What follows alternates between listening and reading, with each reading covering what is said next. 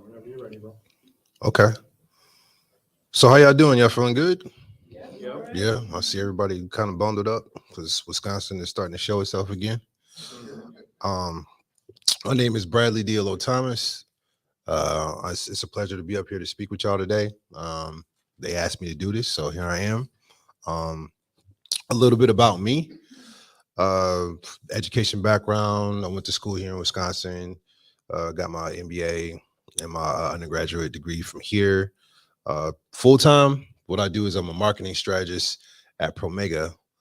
So I build out campaigns. It's a pharmaceutical company. I've been doing that for a couple of years. I've shared stages with many people in this room, but other people is The Game, Nipsey Hussle, Diggable Planets, T.I., Snoop Dogg, Common, Talib, the OG. We wouldn't be here today, in my opinion, without DJ Kool Herc and Mr. Clyde's Stubblesfield all at the same time. So that was pretty cool. I'm a co-host for the Black Currency podcast, along with this man right here, Corey Whitmore, who does everything, and Opal Elise. So the podcast is basically we're talking about financial literacy, and we talk about real estate, we talk about stocks, we talk about different business models. So definitely check it out. It's it's everywhere. You can find it at Audible, you can find it at Spotify, all over the place. And if you want a link, just we'll talk afterwards. I'll give you the link to the podcast. I'm also a UCAN board member, and I have over 15 years of business experience, private, public, and nonprofit sectors. Uh, so that's just a little bit about me. But let's get into what we came here to talk about. So, what is a LLC? If you don't know exactly what that means, it's just a limited liability company, and it is just a basic business structure that you can set your business up in.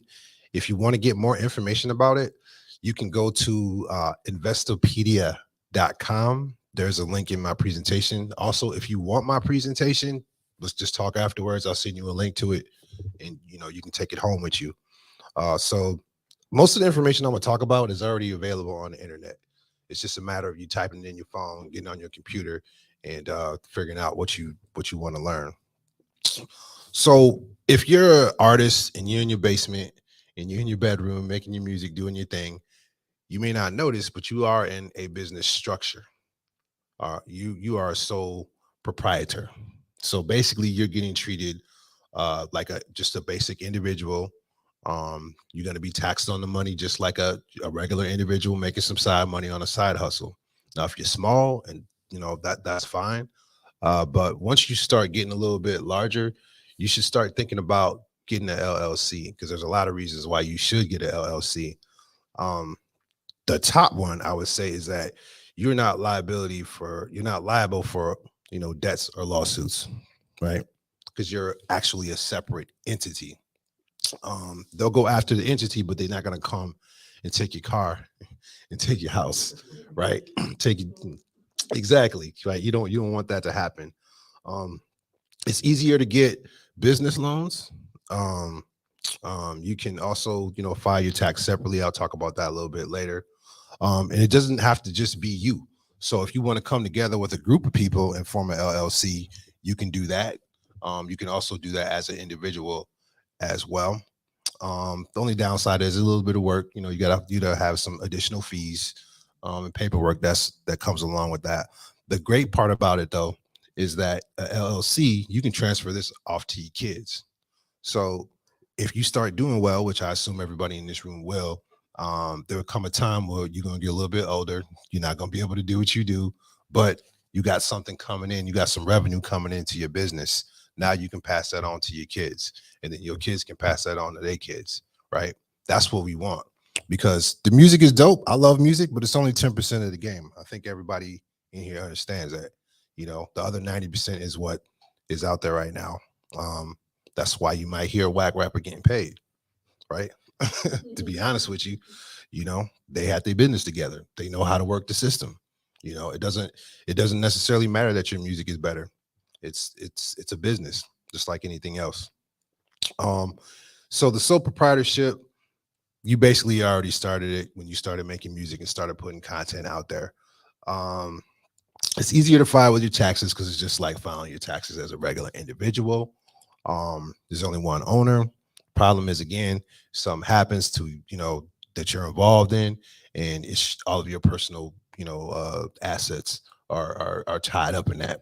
So it's probably something that you don't want to do, and you can't establish business credit either.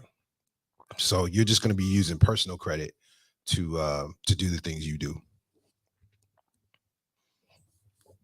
So we went over the personal asset protection. You can also have an exclusive name, so can't nobody else take your name in your LLC. One thing I do like the most is the tax flexibility. We were talking earlier. I do not like the IRS at all. They got to do their job, but that's a terrible job, in my opinion. So I've been through a tax audit before. It is not an enjoyable experience. So that being said, I am not a CPA. I can't give you that kind of financial information and advice. But if you are serious about your career, you're serious about your business, get a CPA to do your taxes for you. It's worth the fee. It's worth the cost, and it'll save you time. You just collect all your information. You go over to their house or go over to their office, and they'll do everything for you. And if they do it wrong, then their license is on the line. So they want to do it right. And CPA just stands for Certified Public Accountant. Also, too, if you have any questions, just be like, hey, ask me a question. We in a room here chilling, just having a conversation. So that's how it is. So in Wisconsin, it's pretty easy to set up a LLC. It costs about $170. You can set up a LLC in any state across the United States and still do business here. I put the website in here. You just go to Department of Revenue, and it'll walk you through all of the steps, all the paperwork that you need to do to fill out your LLC. If it's just you choose your name. You can appoint a registered agent. That will be you as well. And then you also want to get an EIN. So that's pretty important. And I'm going to show you where you can get an EIN. So employee identification number. I'll put the website in here as well. It doesn't cost you any money to do, which is awesome. Here's some of the things you can do with an EIN. You can open up your own business account, under that number instead of using your social security number. You can apply for credit. You can apply for loans. And you can also use it, to file in your taxes so that it's separate from your regular social security. And again, that's how the website looks. You go in here, you just choose which one you want to use to set up the EIN. So it's a really simple process, in my opinion. If it's not, just go to the website or just, talk to someone about it, holler at a lawyer, holler at an accountant, holler at someone that's already doing it, and they'll give you the information so that you can set up your LLC as its own business entity. So it's not, things aren't coming back to you. That's pretty much all I have to talk about. I mean, I know I went through the information fairly quick, but there's really not that much more to it. Once you want to start it up, it takes maybe about a couple of weeks for them to get the information back to you. You'll get it in the mail. You'll have all your information set in stone. You have your EIN number. Then from there, go to the bank, set up your bank account. You'll probably start getting a lot of stuff in the mail from a lot of these suppliers. They're like, here, buy some envelopes or buy this. Now, if you want to start building your business credit, you can maybe do one order, something real light, get the 30-day net before you pay it. Then you can start building up your business credit that way, which is outside of your personal credit. And that's awesome in my opinion. Can you explain for some people that don't know the net 30? Oh, so you just got to pay in 30 days. Yep. So you got 30 days. It's like a credit card. So you buy something, then you show your credibility to actually pay it back, and that's how it works. Can you also go into how the LLC has worked for you as far as music? As far as music? Yeah, as far as music. What have you utilized it for when it comes to music? Okay, so I use MailChimp to do my marketing automation to get in touch with the people who are interested in my music. So I have that in the LLC. I also use another platform called Bandcamp. I have all the business transactions going through my LLC. Just really all of my expenses are all going through the LLC, and any other credit cards that I have that I want to have just for business and not my personal credit cards, I've used the LLC for that too.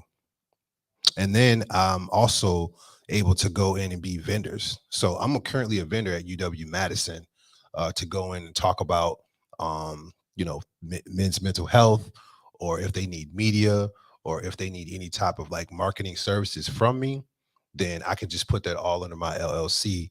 And then at the end of the year, I'll have it all together and organized. So there's a lot of different things that you can do. And you just don't have to have one LLC. You can have 2 or 3 or 4 of them, depending on what industry you're in. So let's say you do your music, you start getting your bread, you want to do some real estate. Eventually you start building up your real estate. You can throw your real estate in the LLC. You can just keep on moving and keep on expanding with it. So I know a lot of people that start LLCs don't necessarily have a big budget. Can you talk about like grant funding available for LLCs so people can kind of like contribute to their own art? There's tons of sources out there. I haven't really gotten any grants for LLC. It's just a matter of you.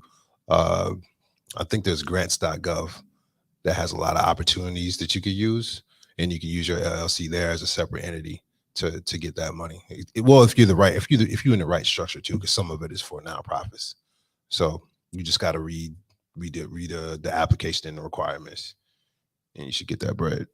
So if you look at WEDC or look at Dane County grants, or if you're in Milwaukee area or whatever county you look those up, I know Dane County is still pushing their 10K grant for startup businesses. So if you're an artist or whatever you're trying to do, like all you have to do is like start looking for a business office. Look for something that's within your needs. So you get a small office, let's say it's $300 a month, you're looking at $3,600 in a year. You go apply for this grant. Now that 10K covers your new lease, it covers business supplies, and now you can start your business that way. The website you said is dope, but there's so many grants, county grants, and all you have to have is an LLC and establish a business and an EIN number, and go forward. Cool. So the people on the live stream, the question was about grants and LLCs. A couple of resources for those in the Wisconsin and Madison area. It was, you said Dane. Yeah, if you just Google Dane County grants. WEDC, I believe that's the one pushing. WEDC. Oh. They're still pushing because they got a lot of money and not a lot of businesses to start up. I believe it's like downtown startup grant or something like that. 10K. Like, Yeah. I'm very disappointed I can't get that one because my business is already going. But if you're starting a business, that would be the one to really go after, because they're looking for people to give this money to. They are sitting Right. on a lot of money right now.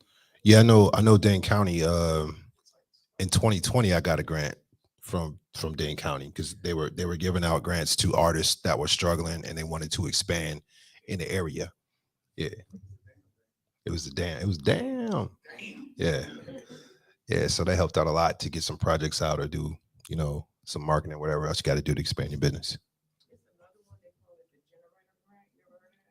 I have not. Y'all, the generator grant gives up to 100,000. Y'all need to get on that tonight at like I will.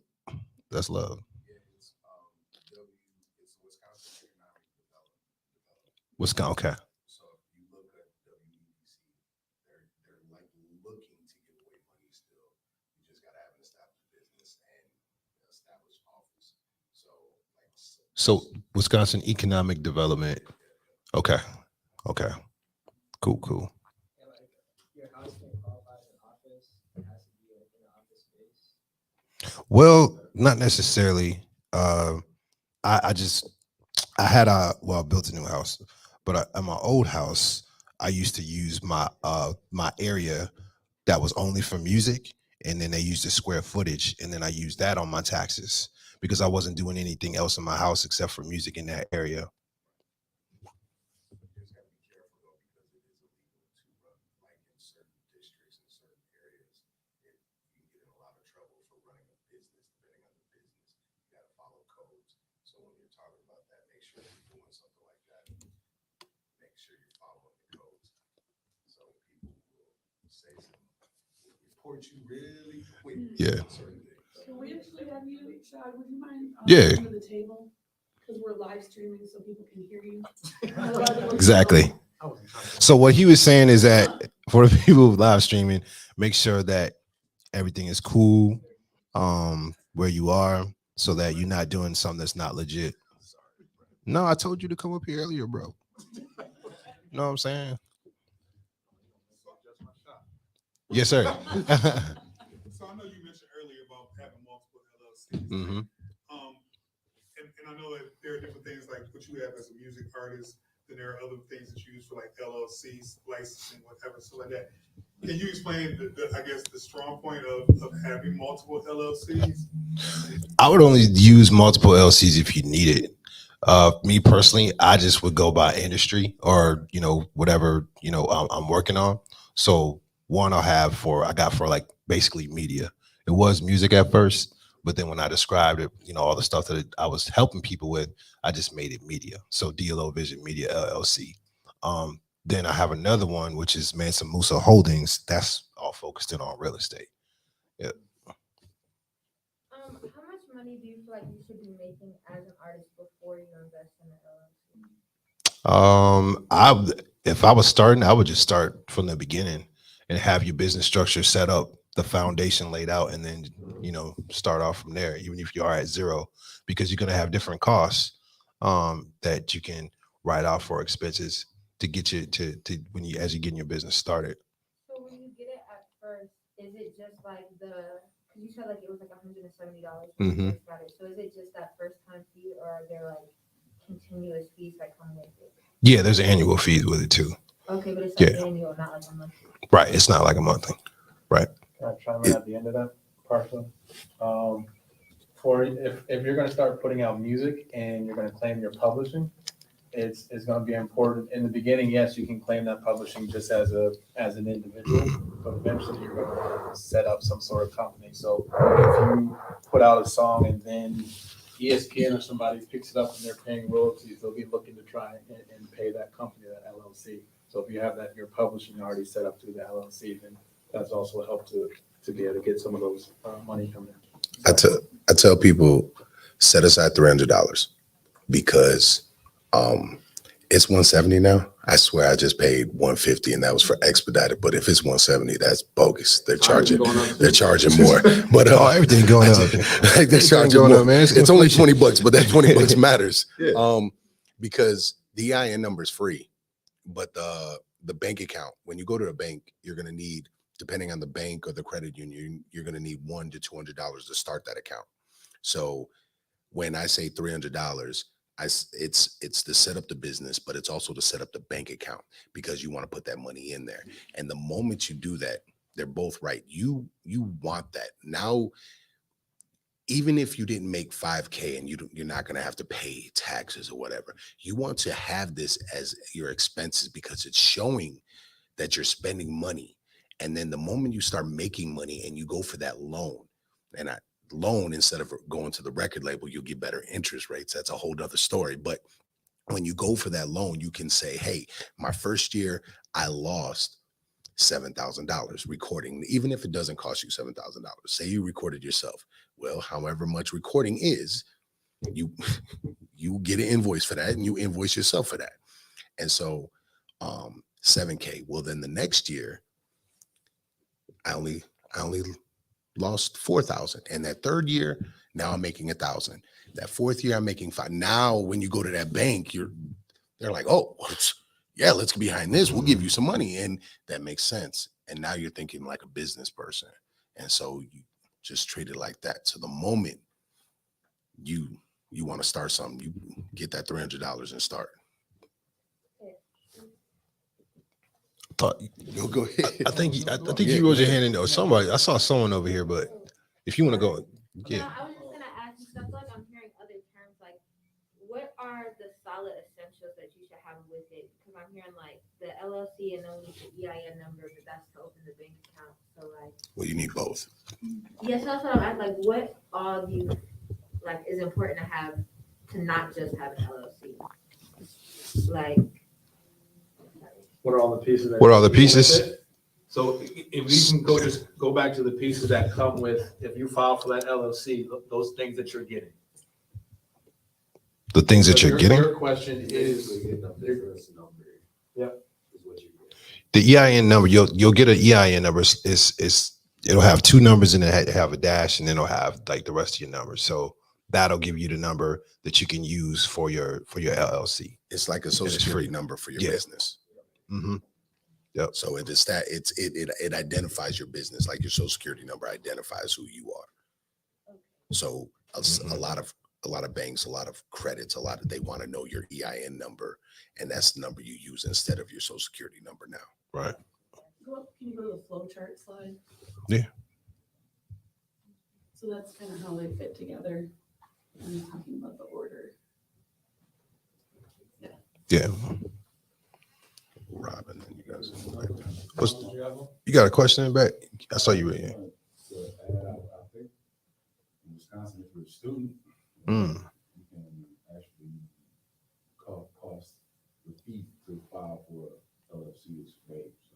What? Yeah. Word. Like you got to be a full-time student or just? A student, Man, I'm gonna take one class. So to all the streamers, all the streamers out there, we have learned that if you are a student, you can get the fees waived. So go to school. so I've had the opportunity to take advantage of the WEBC bounce back grant. Okay. For my business, Dr. Media. That's like, what we do, same with podcasts. Okay. But with that, so like you have to have office space at least 400 feet by 400 feet. And when you have so other fees that's gonna come with that. Yup. Is you gotta get all your occupancy done too. So you gotta pay for just pay for the inspections Mm-hmm. and all that stuff. So just a couple more, I think maybe you could add on to what Right. you're saying. But then because it took me I was operating everything out of my house as well. Yep. I just got sick of I don't know, I just need to separate that. Mhm. And, so before, it was years of getting a bunch, you know how it is, you gotta get your equipment and all that up, so, cash grant is good, it's been good for me, for us and our business ventures. Mm. And, but it takes, I think it just, anybody like say starting as an artist, it take a while to just get up to that point to where you would actually need that for the investment, but because you actually have an office space. Like you said, I did that, I paid the counted or off to a reasonable price. You get a grant to pay for the space for a year. Got that nice eight-place. Got some more equipment, It's possible. Yes, sir. Very much. I forget what act it is or whatever, but legally you can, doesn't matter how much your rent is, but you can use up to 14 days a year. You can use your house as like your studio or whatever, and you can write that off up to 14 days a year. Doesn't matter what you charge yourself. Well, see, I think that's the key with getting what you were saying, with getting an accountant. Like my best friend became my accountant once I did that because that's where I got the idea for the trust. Yeah. Because I have 5 LLCs. And so then I decided, I want to trust in another country so I don't have to pay as much because the IRS is not so nice at all. They're not nice. Yeah, you want to Yeah. go on Facebook. We can't tell out of business now. Well, it's all legal. It's not illegal. It's legal business. It's just it's legal business. Get that CPA. I'm Yeah. telling you. My accountant is my good Man. friend. Like no matter what I mean, you don't have to get a CPA that's going to charge you a lot of money, but the money you do spend on it, it's going to be worth it. Because trust me, you don't want to be dealing with the IRS. They're going to go through everything. It's not a fun process. So what do you need to keep for your accountant with, like, when you go to do taxes? Like, basically all expenses and all. Yep. Mm-hmm. All expenses. And income, right? Expenses Yeah, and income, yep. I like to keep every single receipt, and I don't care if it's paper. I have folders for them, and I put them in there, even if because most of them, they come via email too. But like for me, because of clothing and shoes and all this stuff, so the materials, like all this comes with a paper receipt. I keep that as well because I'm not playing with this. I don't want to deal with those 3 letters. Like if Kingpins couldn't get away with it, I'm not going to think I can. So it's keeping track of everything. And then there are legal ways to have dope expenses. And so that's what I was saying. If you record yourself, then you charge yourself. You charge your business. So when I go out of town to go train with someone to up my certification in self-defense stuff, that's a write-off. That whole trip is a write-off. Everything, even if it comes out of my personal account, it's like I'm now charging my business for that. And so there's tons of ways to do that when you start your business. And as an artist, think about all the costs that you have as an artist. Like you have studio time, you have software. marketing. Yeah. So like it's ridiculous. Yeah. And so everything is a tax write-off. There's an app too that I use that is connected to my bank account. So what I'll do is I go into the app. I believe it's Intui, like quick. It's basically, I think it's called Quick, but it used to be called QuickBooks, but it's taxed by Intui, INTUIT, and it connects directly to my bank account. Mm-hmm. So anytime I get paid through something that I did, maybe design a website, I'll see the money come in, then I can put it in a category. Just right, instead of me being on Instagram, I'll just like, hey, let me, you know what I'm saying? Let me put this in a category real quick. And then at the end of the year, you can give your CPA, if that's what you choose to do, access to all that information. And then they'll be able to say, okay, here's the outcome. And they like that. My accountant has their own login information right to my accounts. Like, so if there's a problem, he can go right in and see what's up and tell me what's up if I'm not understanding it. Like they love QuickBooks and systems like that. So I had registered for a Duns and Bar number when I first got my LLC, but I know recently they changed it. It's called something else now. Really? Change it to unique identifier. Yeah. Oh, okay. Yeah, but it's like something that they call it. It's like another name for it now. Yeah, that's what it is. So that's for federal contracts. And so if you're gonna work with the feds, you need that number. And then instead of you just entering that DUNS number into everything, it translates it to a UEI. And then so that's how it changed over. There's something dope about Karen saying when you're working with the feds, when you work with the boys, when you're working with the feds.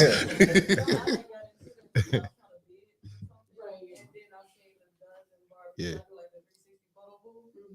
I was like, oh, you have to have a certain thing that did for like to do government functions and stuff. Yeah, you have to go on like sam.gov and register on there, and that's where you can get your UEI on there. That's easy too. So we were talking about government, government business, what you need for that, and there's a number that formerly it was called the DUNS number, and what's it called again? What's it called now, Karen? Now it's unique entity identifier, UEI. Unique entity identifier. The moment you go on sam.gov, like you go on that website, Sam.gov. you have to you have to set it all up. Yep. Yeah. And you might also have to use it if you're applying to like state or county or city government, if that money's coming through the federal government. Yep. Then they'll require you to have that. And it's a pain in the ass. So You do have to do that. It takes at least 2 weeks on SAM.gov to Mhm. get all of that set up. So you might as well just do that also when you're doing all this other stuff, because then you have that done. And that one's free Mhm. to renew every year. So you might as well just do it. You have to renew every year, just like you do for your business paperwork. So might as well just have it, and then if the opportunity comes, it's already there, ready to go. All artists should just look at themselves like they're the next Warren Buffett and just think about their careers as a business like that. Just plan on being a millionaire. Yeah, that's how I look at it. So I do think this is a unique opportunity also for you two to speak upon other revenue streams outside of music, because I feel that both of you have gotten into other things that have helped feed a lot of the things that you love and enjoy by getting into different lanes. Would you guys mind talking about some of those other revenue streams that you guys are doing as well? I'm currently working on building up a real estate portfolio to get some more passive income coming into my life. The reason I want to do that is because I currently work a job. I love my job. Shout out to y'all. But, but I want freedom. I want to wake up when I want to wake up. I want to be able to make music all day and really focus in on that. And in order to do that, you need to have some resources coming in or a system coming in that is paying you while you sleep. And that's what real estate provides. Now, the market is slowing down a little bit because interest rates keep going up, but it doesn't matter. In the long run, it's going to be great because people always need a place to stay. And you don't need to start off with like, a $200,000, investment property. You can get investment properties for as low as $50,000. Going with a group of people, right? Invest in it, buy it, rent it out, take care of it over time. And, and a lot of times you'll have, some equity that comes along with that too. That just means that the value of the house goes up. So then you got more value, then you can go to the bank and leverage that and get another property. So that's really where my head is right now. Outside of music, yeah, that's really where I'm at. I've moved past music probably since, as far as music management, I haven't done anything really major since 2018. I bought a gym. So my business went beyond that. I found something else that I love, bought a martial arts gym. And surprisingly, that is brought me that passive income that you're speaking about, because I'm just now this year starting to not teach every single class. So I have other instructors. So while I'm not there, I'm still building income beyond that. Shoes, merch, like I have my gym has its own clothing line. So, and that's doing pretty well. I have my own personal shoe line. I make money from music, but it's doing what I love to do, which is within schools or within community projects. So that's how I'm making that income. So I still stay connected with music that way. I'm actually my significant other, and we're actually looking at duplexes and looking to buy we own a home. So we are going to be renting our home while living on one side of a duplex and renting the other side of the duplex. So we have a real estate plan right there with you. Yes, I don't know if I'm gonna get it to your level, but that is definitely real estate is the next branch of that. That's where my income is coming in for right now. So. Also, too, now you sparked my mind about renting out places. You can't do it here in Madison because one of my family members actually set up an LLC, and what they did is they rented out. They got the apartment rented in their LLC, and then they Airbnb'd it. Right. Can't do it in Florida either. He was gonna make about like $3,000 that month. Just off of renting that out, but you can do that in other states though. So that's like another route that I've seen people doing too. If you got a nice car, you want to rent that out, you can do that too. Like there's so many different side hustles that you can take to get extra bread while you don't, while you just at home doing what you want to do. Now, me, I wouldn't, I don't let nobody else drive my car, but you know what I'm saying? That's just me. I'm just saying, if you want to go buy a cheaper car, like I got my friend James McIntyre, what he does is he'll buy used cars, that are from like 2010. They're still in decent shape, and then he'll rent them out that way. He also has a truck as well. So there's a lot of money in, shipping and, getting products and services all over the United States that just artists aren't really thinking about. Like I find like a lot of artists, we just think about what we want to do creatively, but we're not thinking about all the different connections that need to be made so that we can really do this all the time. And it's not fun. It's not fun all the time, but just because it's not fun doesn't mean it doesn't need to be done. That's usually one of the most important things you got to do. So the quicker you do it, then I feel like the better position you're going to be in the future. Shout out to First Wave too. I see all these First Wave shirts. Y'all looking fresh, man. How many people in here write?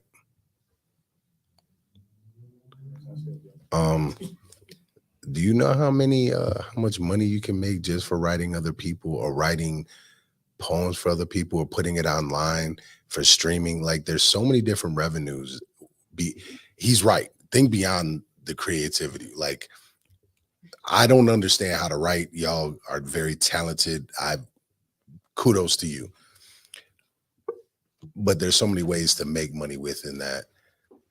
If you think outside of the box, and that's what he's talking about, just business wise, just think outside the box as far as your own talent and how you can make and generate funds from that.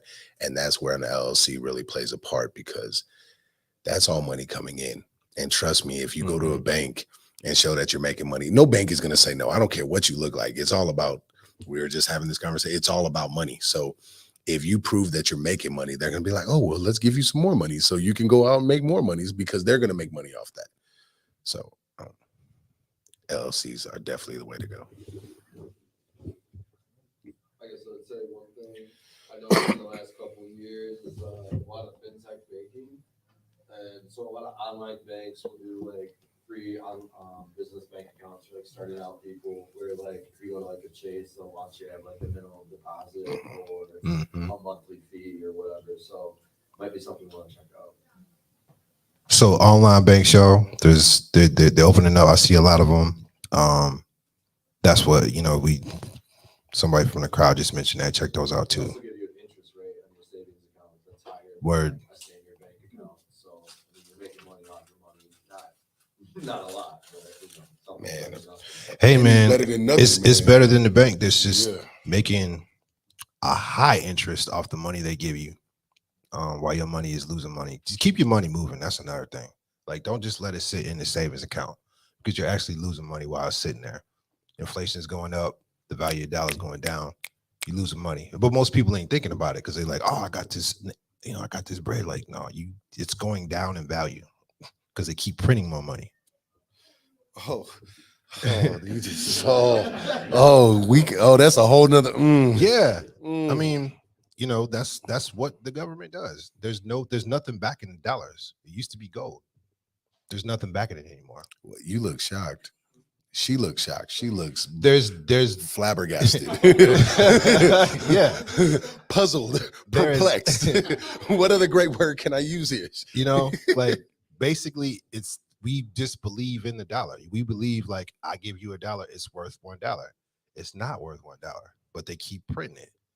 They keep printing it. And the more, how it is, the more you got of something, the less the value is. That's why everything's going up in value. Everything's going up in price. Paying $5 for some eggs, man. Like, We're paying Hawaii prices. that's crazy. Hawaii prices. Damn, it's like that. You been to Hawaii? My boy lives out there. Damn. So like the day in the era of banking on a big record deal is over. Can you kind of like talk about different ways to capitalize as an individual now? Yeah, because like you don't get nothing from streaming. Right. I don't like streaming because my attitude is very similar to Yassine Bey's. I don't know if you've seen him talk about this on a podcast with Talib Kweli, But yeah, it's not cool. This is why I like Bandcamp personally, because I have more creative control over my content. I like the fact that I can set up my own page.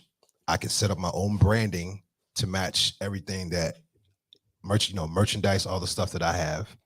I can determine how many times you stream my music before I want to get compensated for it. I can determine what albums are free. I can determine how I want to distribute those in a free way. So let's say I give away a free album. Me personally, I'm going to get an email address.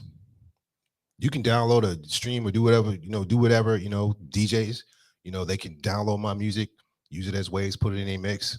But I want that email address because I know that you're interested in what I'm sharing with you, as opposed to me taking a very broad approach and hoping and praying someone puts me on a playlist on Spotify and pays me $5 for 1 million streams. Actually, it's 3,000. But you guys get the point. And these people that are running these companies do not care about the artists. It's a business. They care about that monthly fee that's continuously coming in, that's paying their bills. So I would say Bandcamp is one way. I also like Bandzoogle. That's another good website. Very customizable. You can determine. You can do free downloads. You can do paid downloads. You can sell merch. You can do landing pages just for, like, let's say you got an album coming out. They come to your website. Your landing page is the first thing that they see. So you can direct them to what you want them to do.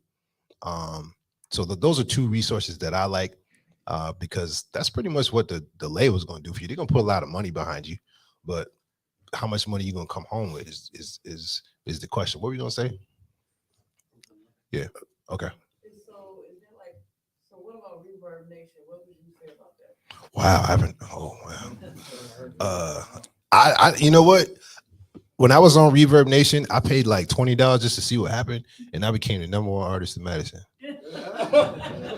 Real talk. I was like, people like, how you doing? I was like, I gave them $20. They put me to the top. I was 12 in Milwaukee. Oh yeah. Yeah. I haven't used Reverb Nation in a while, so I don't know the tools. I don't know. I don't know any artists that are really using it for. I haven't used that either. You never heard of that one? I haven't heard of that one. Indie on the Move. So it's basically you can use it for free or you can do the pro, but Okay. it shows you bookings and like it's mostly like an indie Bible. So Okay. if you're an Oh, yeah. artist and you want to perform in other states, Okay. you can book yourself in other states. Some is paid, some is not. Word. But it's basically a way to build your fan base around. Okay. Sounds similar to Sonic Bids. Word. Or EPKs. Does it have an EPK with it that you have to put together? No, Mhm. no, you don't have to. No It's like, EPK? so it's like if you want to perform in New York, and they might already have like a bunch of artists with a big fan base performing. Okay. You can just find yourself right up. You just got to get there. I'm sorry, man. I forgot to mention one thing about Bandcamp and Bandzoogle that I like. So we're in the era of $5 a month. You get whatever you want. You can do that on Bandcamp and you can do that on Bandzoogle. And then you can give people exclusive content when they subscribe to you, right? So you can do the math. If you got 20 people who are paying, I don't know, $5 a month, all you got to do is get more subscribers. Now you can give them exactly what they want, your material, because they've committed to you, That's all I was going to add. Charles chomping at the bit over here. I feel like he has something to say. The answer is always simple to me. Record labels still give out plenty of money. The problem isn't the money. The thing is, as an artist, the game never changes. That's why for someone like me on the business side, I could walk back in and it's not a problem. Like that, it's not a problem. Plug back in. The issue is always the same. You have to choose as an artist what you want. Do you want fame or do you want money? If you choose fame, then you put it on Spotify. You put it on Spotify and you put it on everywhere because you're going for fame. You don't care about the money. You want the name. So you put it out there and you hustle. The work is the same, but what you're working for is different. You're working so millions of people can listen to you, and you got to bust Can I swear? You got to bust your ass to go do that. Now, if you're worried about the business model and you're worried about the money, then you don't worry about Spotify. You don't worry about those things. You do Bandcamp. You got to bust your ass the same way, but understand that now you're going to see a bigger revenue stream, but it's going to be a smaller demographic. So you have to decide as an artist of any caliber or any business model, you have to decide what you want. So I put out clothes. The clothes are all based in my gym. So I don't expect somebody in Japan to buy these unless they've heard of my gym or heard of my fighters or heard of something like that. You have to understand your market and go after your market that way. And if you're going to put out music and you want to have the best business structure for your music and you want to make the most money you can, the work is going to be the same. But if you want to bring back a bigger check, then you stay Bandcamp, you go into these other places that you're going to see a bigger check. Just understand you're going to have a smaller demographic and you got to work hard for that smaller demographic. Does that make sense? That's a simple business model. Fame or money. When you go with a record label, they'll get you tons of fame. And if you don't have a big name, you're not going to get a big check. So if you got a lot of fame already, if you built up your business model already, and notice I say business model because you did your marketing on social media, you did everything as a business correctly, you'll see a bag no matter what business you go to. It's just the return, the return back on that loan isn't going to be great with a record label. It's better to get a loan from a bank or something like that. So does that make sense what I'm saying here? From a business model, you just have to decide what you want your business to look like. And I think artists struggle with that because you look at everybody else and you're not looking at it from a business aspect. So I used to tell artists all the time. So like, this is Bradley DLO, right? AKA DLO. So the meetings I would have with people is the same I would have with anybody structuring a business. Okay, Bradley handles the business. DLO handles the art. These motherfuckers don't get together. DLO goes in the studio and writes the songs. Right. When DLO comes out, Bradley handles the business and decides business model, what you want to do. And to me, if you could divide yourself up like that, you will always do good business because then you're not getting in the way of your art isn't getting in the way of the business, and your business structure is set up. So to me, the hustle is the same from a business aspect, no matter what. You just got to decide what your business model is. Are you going for the fame and the look and da-da-da-da-da-da-da? Because you can have all that fame and be broke as fuck, but you'll have fame. You'll have what you're looking for. If you're looking for the money and the revenue and to have passive income and to set generational wealth, now you got to think on a different level on a business end. Does that make sense? Okay. I will add to that too. I'm not a fan of streaming, but I do feel like if you can find a way to take certain material and put it out there that will connect with a certain playlist, will connect with a certain crowd, and then draw them in, get their contact information or have them searching for you and come to your website or whatever else you got all the rest of your music set up, you can use it as bait. Right. So one place they hear you, they recognize you, but you want to bring them home. You want to get their contact information. That's just my attitude, but you can really run your business how you want. And form an LLC. Yes. Yes, sir. I got more like a comment, a question. I think the word you're looking for is retargeting. You want to get their information and retarget them, right?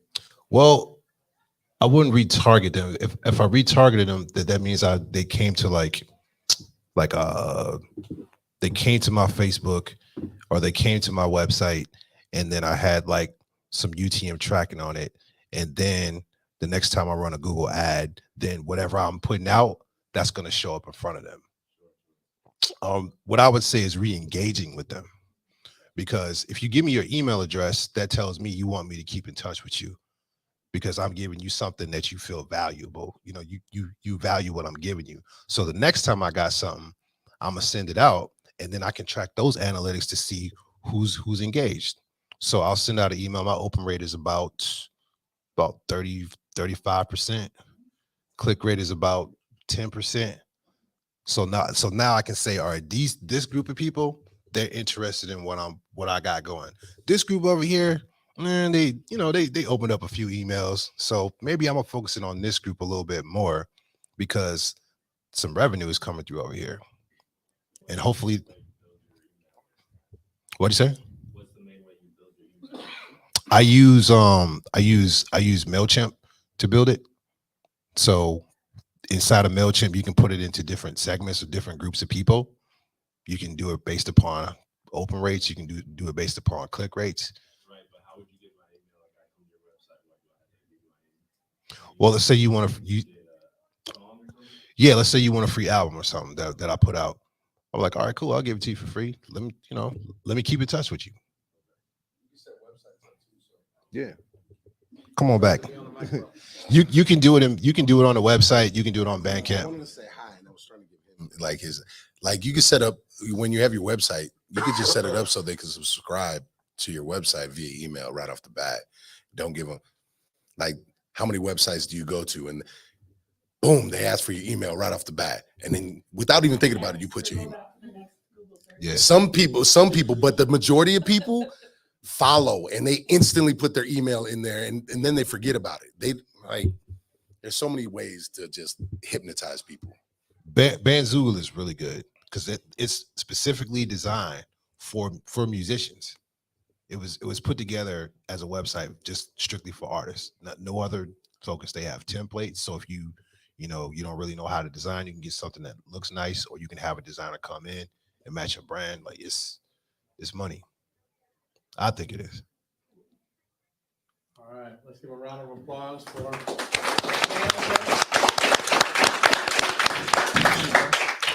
So we're gonna take probably just 5 minutes. We'll try to get up and running as soon as we can. So if you need to step out and use the bathroom or get some water, there's still some things to drink here. Grab that and then we'll get going. Talk about bot music. What? Talk about bot music. Again, if you want fame, bot user. If you want fame, bot user dope. If you want money, that may not be the answer. I'll give you the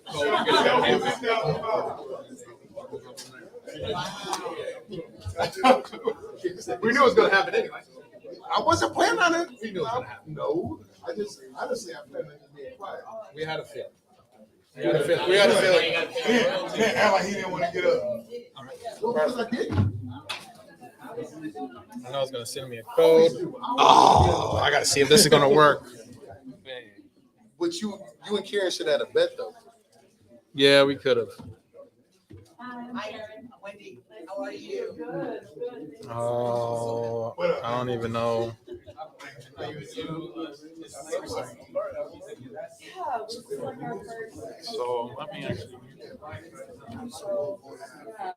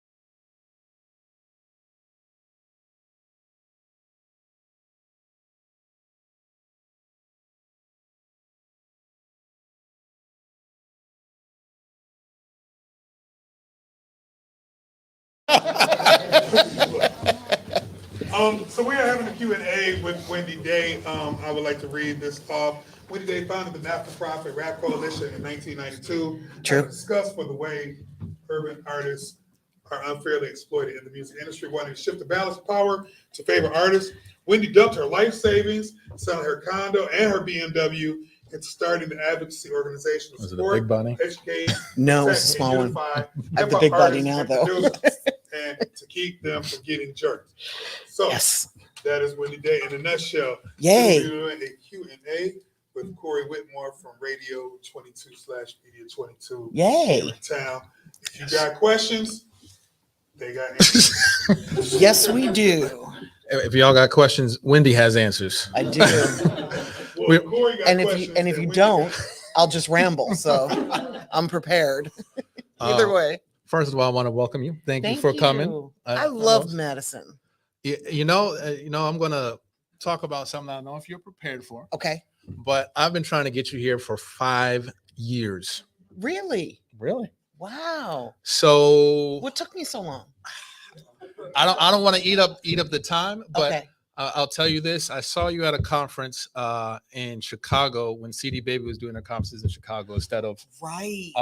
Texas. And Right. I proposed, I was working with a different group that's doing a conference to say, hey, would you be interested in coming to Madison? And what I would- had to tell you I love Madison. you did. I did. I know I did. And you said, oh yeah, I'd be there in a minute. Unfortunately, I was not able to close that deal to be able to bring you up.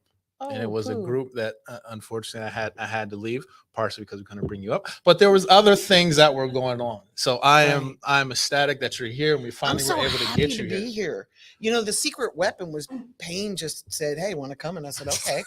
Should have used Payne before. Was it that hard? No, I didn't know that was even. Yeah, I'm so sorry Yeah. that you had that problem. Oh no. Hey, we're here now. Wendy's ours now. We don't have to. She's on. All right. Okay. So sure, why not? Here I am.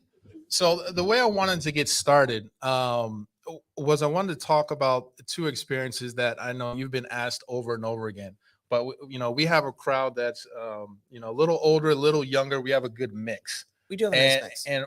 But I kind of want to have you talk about 2 experiences, almost as Sure. that hook before we get started, Okay. and bringing folks into the conversation. One of your deals, Mr. Slim Shady. Who? I don't think I've heard of him. Please stand up. Could you talk about Yes. how that happened, how that occurred? I can. It doesn't make me look very good, but I'll tell the story if you really want me to. So I was doing a lot of work out of Chicago as working with Twista and Do or Die. And somebody had called me and asked me to come speak on a panel in Detroit. So I grabbed one of the local up and coming rappers named Rhymefest. Rhymefest went on to write Jesus Walks for Kanye. But at the time, he was probably 17, 18, 19 years old, somewhere in there. And we jumped in the car and we drove to Detroit. And we got there. It was a long ass drive. We got there just in time for me to speak on a panel. I ran in to speak and he stayed outside. There was a cipher going on with like 7 or 8 rappers just outside, having a good time. And I spoke on the panel. And you may have noticed I'm kind of a big girl. I like to eat. So when I came out of the panel, we hadn't eaten yet and I was starving. So the plan was to go to Denny's as soon as we were leaving the panel. And I grabbed Fest and we hopped in the car and he handed me a demo tape. This is how long ago, right? It was a cassette. It was a demo tape. And I looked at it. I saw that he was a white rapper and I knew that white boys can't rap, right? So I threw it on the floor of the car and off we're going to Denny's. And he did this. Rhymefest did that? Oh yeah, I thought he just did this, and I could feel him staring at me, and I knew why he was staring at me, but I looked at him and said, "What?"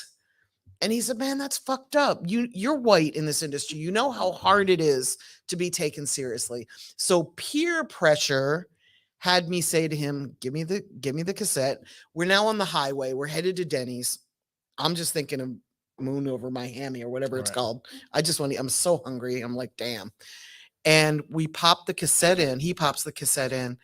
I don't think we got a minute into that tape before I made a U-turn across the grassy median strip of the Oh, highway. wow. And I went back to the Athenaeum Hotel. He was still there rhyming. I said, get in. And I took him and Rhymefest to Denny's, and I did eat. So it has a happy ending. But we sat there probably for 3 or 4 hours just talking about how the music industry works. You know, I explained how publishing works and how, you know, how record deals work. And that's what he wanted. He wanted a record deal.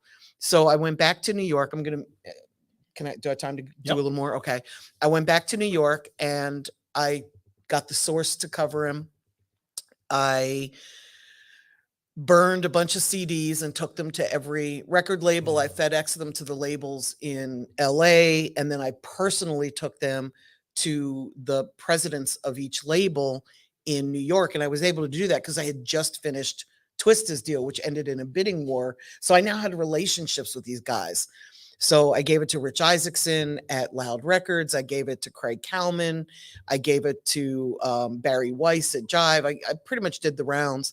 And I got home and there was a voicemail on my answering machine. I had burned CDs.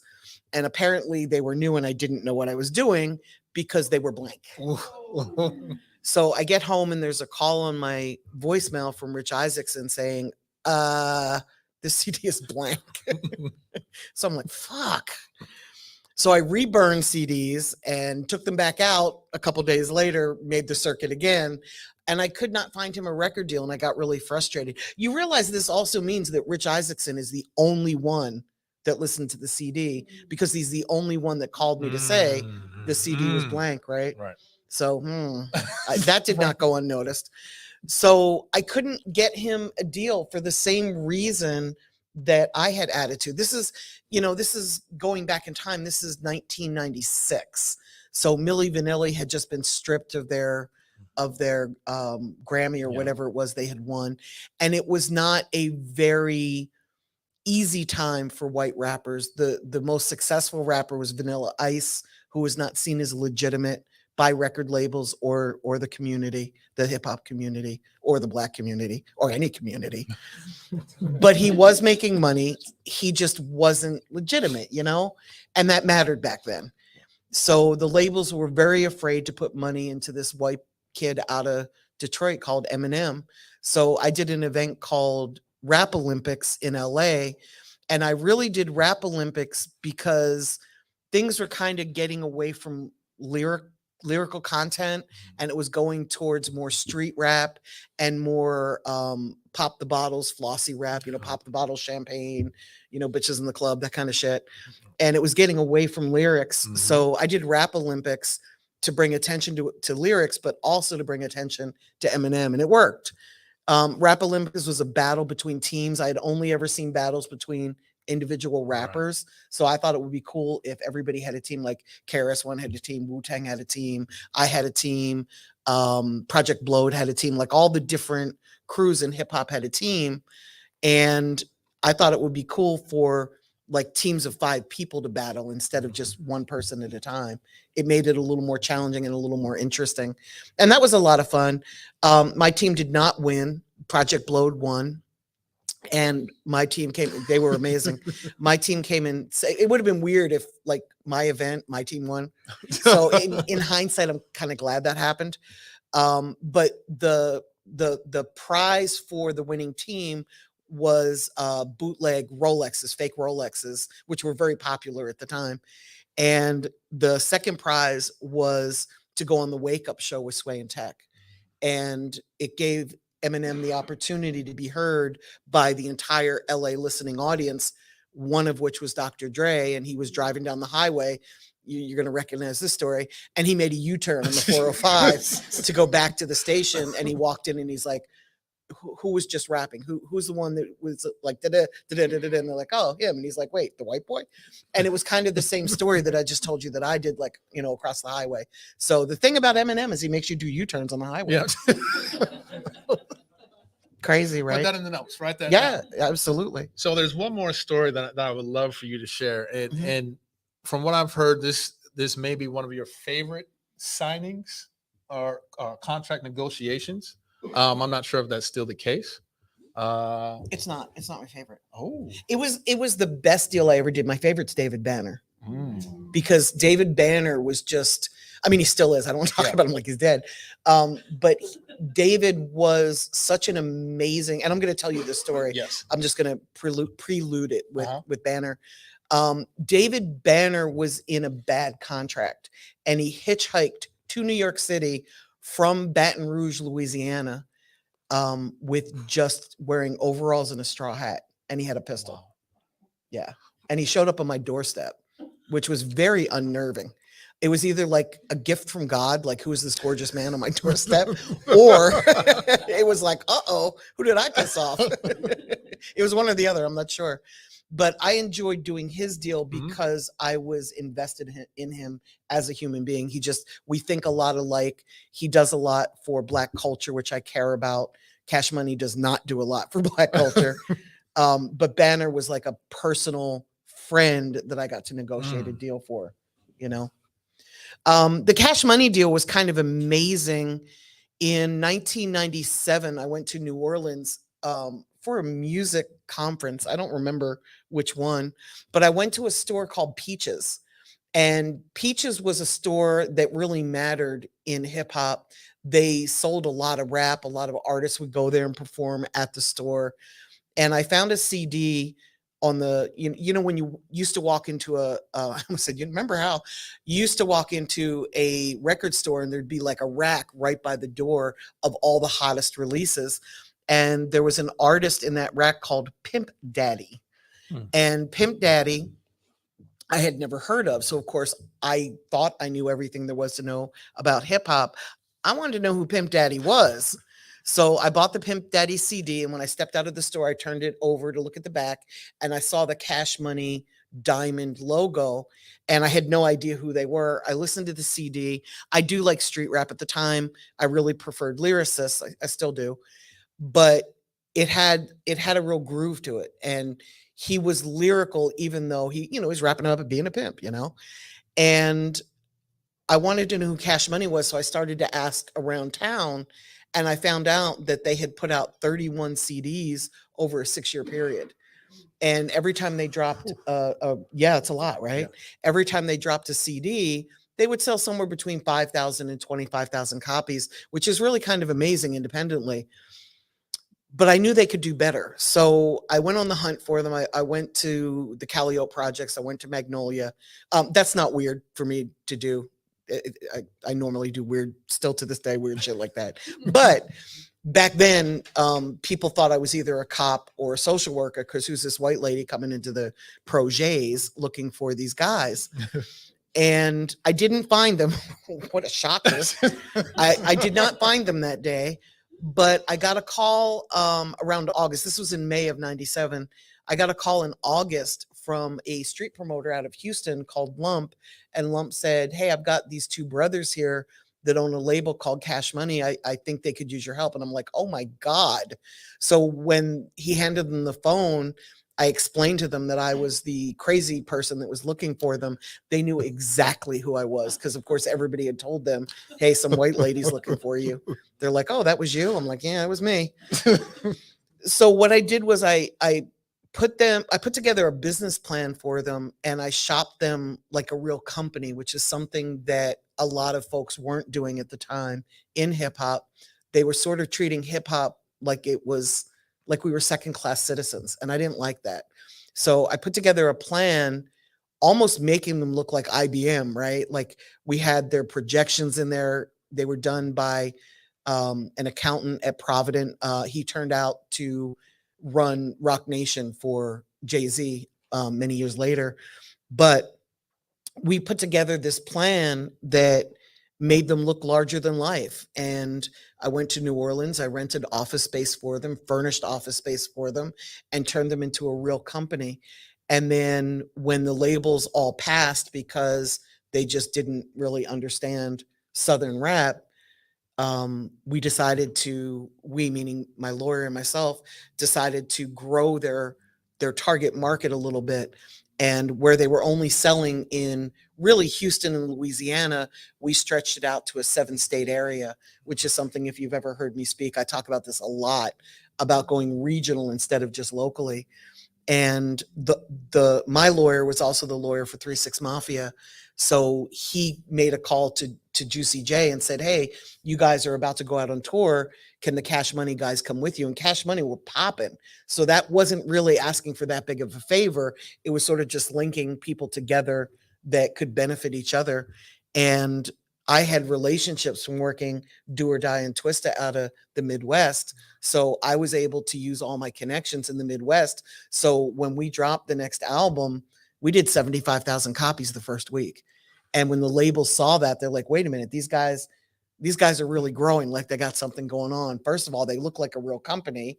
And oh, by the way, their sales just went from Chopper City in the Ghetto, which had sold 25,000 units, to 75,000 units on the next release. And it was kind of a no-brainer. And it became this incredible bidding war. And really the reason that it did so well as a deal is because they let me say no for 9 months. So because they were like, our first offer was 75,012 points. It was Penalty Records out of New York, just for Juvenile. And I'm like, no, we can do so much better. And the guys trusted my judgment. And I'm really thankful for that, because they ended up getting a $30 million deal. It was an 80-20 split, so much for 12 points, right? It was an 80-20 split. And to put that into comparison, the first offer was 12 points. They ended up with 80 points. So you can kind of see that's a better deal. They got to own their masters. They got to own all their publishing. And they had $3 million advances for, it was a 3-year deal. They had $3 million advances for 3 years, and then a line of credit for, up to 10 million each year that they wanted to spend. So it was an amazing deal. I'm most proud of that deal, but it wasn't my favorite deal to do. I really preferred David Banner's deal. Banner had been in a really messed up contract with, ironically, Penalty Records. Yeah, that was a 360, right? In terms of like karma coming around. He was in a really messed up situation with them. So he was afraid to get into another deal. So I convinced Universal to sign him, but then let him put out independent releases, even though he was signed to Universal Records. And I really got that, again, here comes 3-6 Mafia. I really got that from 3-6 Mafia, because even though they were signed to Sony, they were putting out independent records illegally that Sony never found out about. But I thought it would be really cool to do the exact same thing, but to have it be contractually agreed upon, instead of doing some slick shit behind somebody's back that would get somebody really angry at a label. I thought it would be really cool to take less money up front, but have the opportunity to put out independent mixtapes, if you will, albums. And to me, that was a much better deal than Cash Money. And I got paid. I had to sue Cash Money to get paid. Well, it's great how this relates and you've highlighted in this presenting Cash Money as a business, as a company. Yes. I heard you say that in the panel earlier, and I perked up immediately because nobody really looks at hip hop as a business. And that's really what it is. You're a brand. It's a business, and you have to really take it seriously. Yes. So this is the third part of our Level Up series. Yes. And what we've done is we've tried to split it up into a creative portion, a marketing portion, and a business portion. Okay. Good thing I wear the money shirt. Right. I feel your experience interconnects with All all of it. three, though. Yeah. So what I'd like to take the audience through is some of the things that were brought up in some of the previous ones and have you comment on Oh, it. great. And Okay. then move up to the business. I love and that. Pick your brain for that. Let's do it. I'm here as All long right. as you need me. All right. So we move through Cash Money. So That's a great picture, by the way. Happier days hey, for Google's, all of them. Google's great. Google's amazing. All right. One of the things That's that my I've favorite heard, phrase. one of these things that I've heard over and over again. Stalker. Okay, I'll tell you this.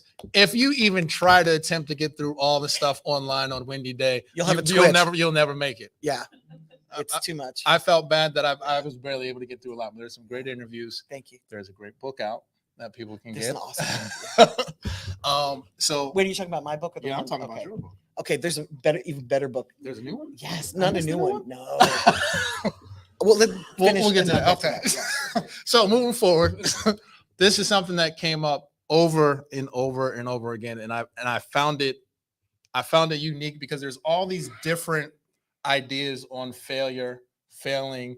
It, is that a thing? Everyone has different perspectives on it, but you always said fail fast, which for someone like myself that was into music, I felt like I was trying to avoid the failure. No, that's how you in many learn. cases.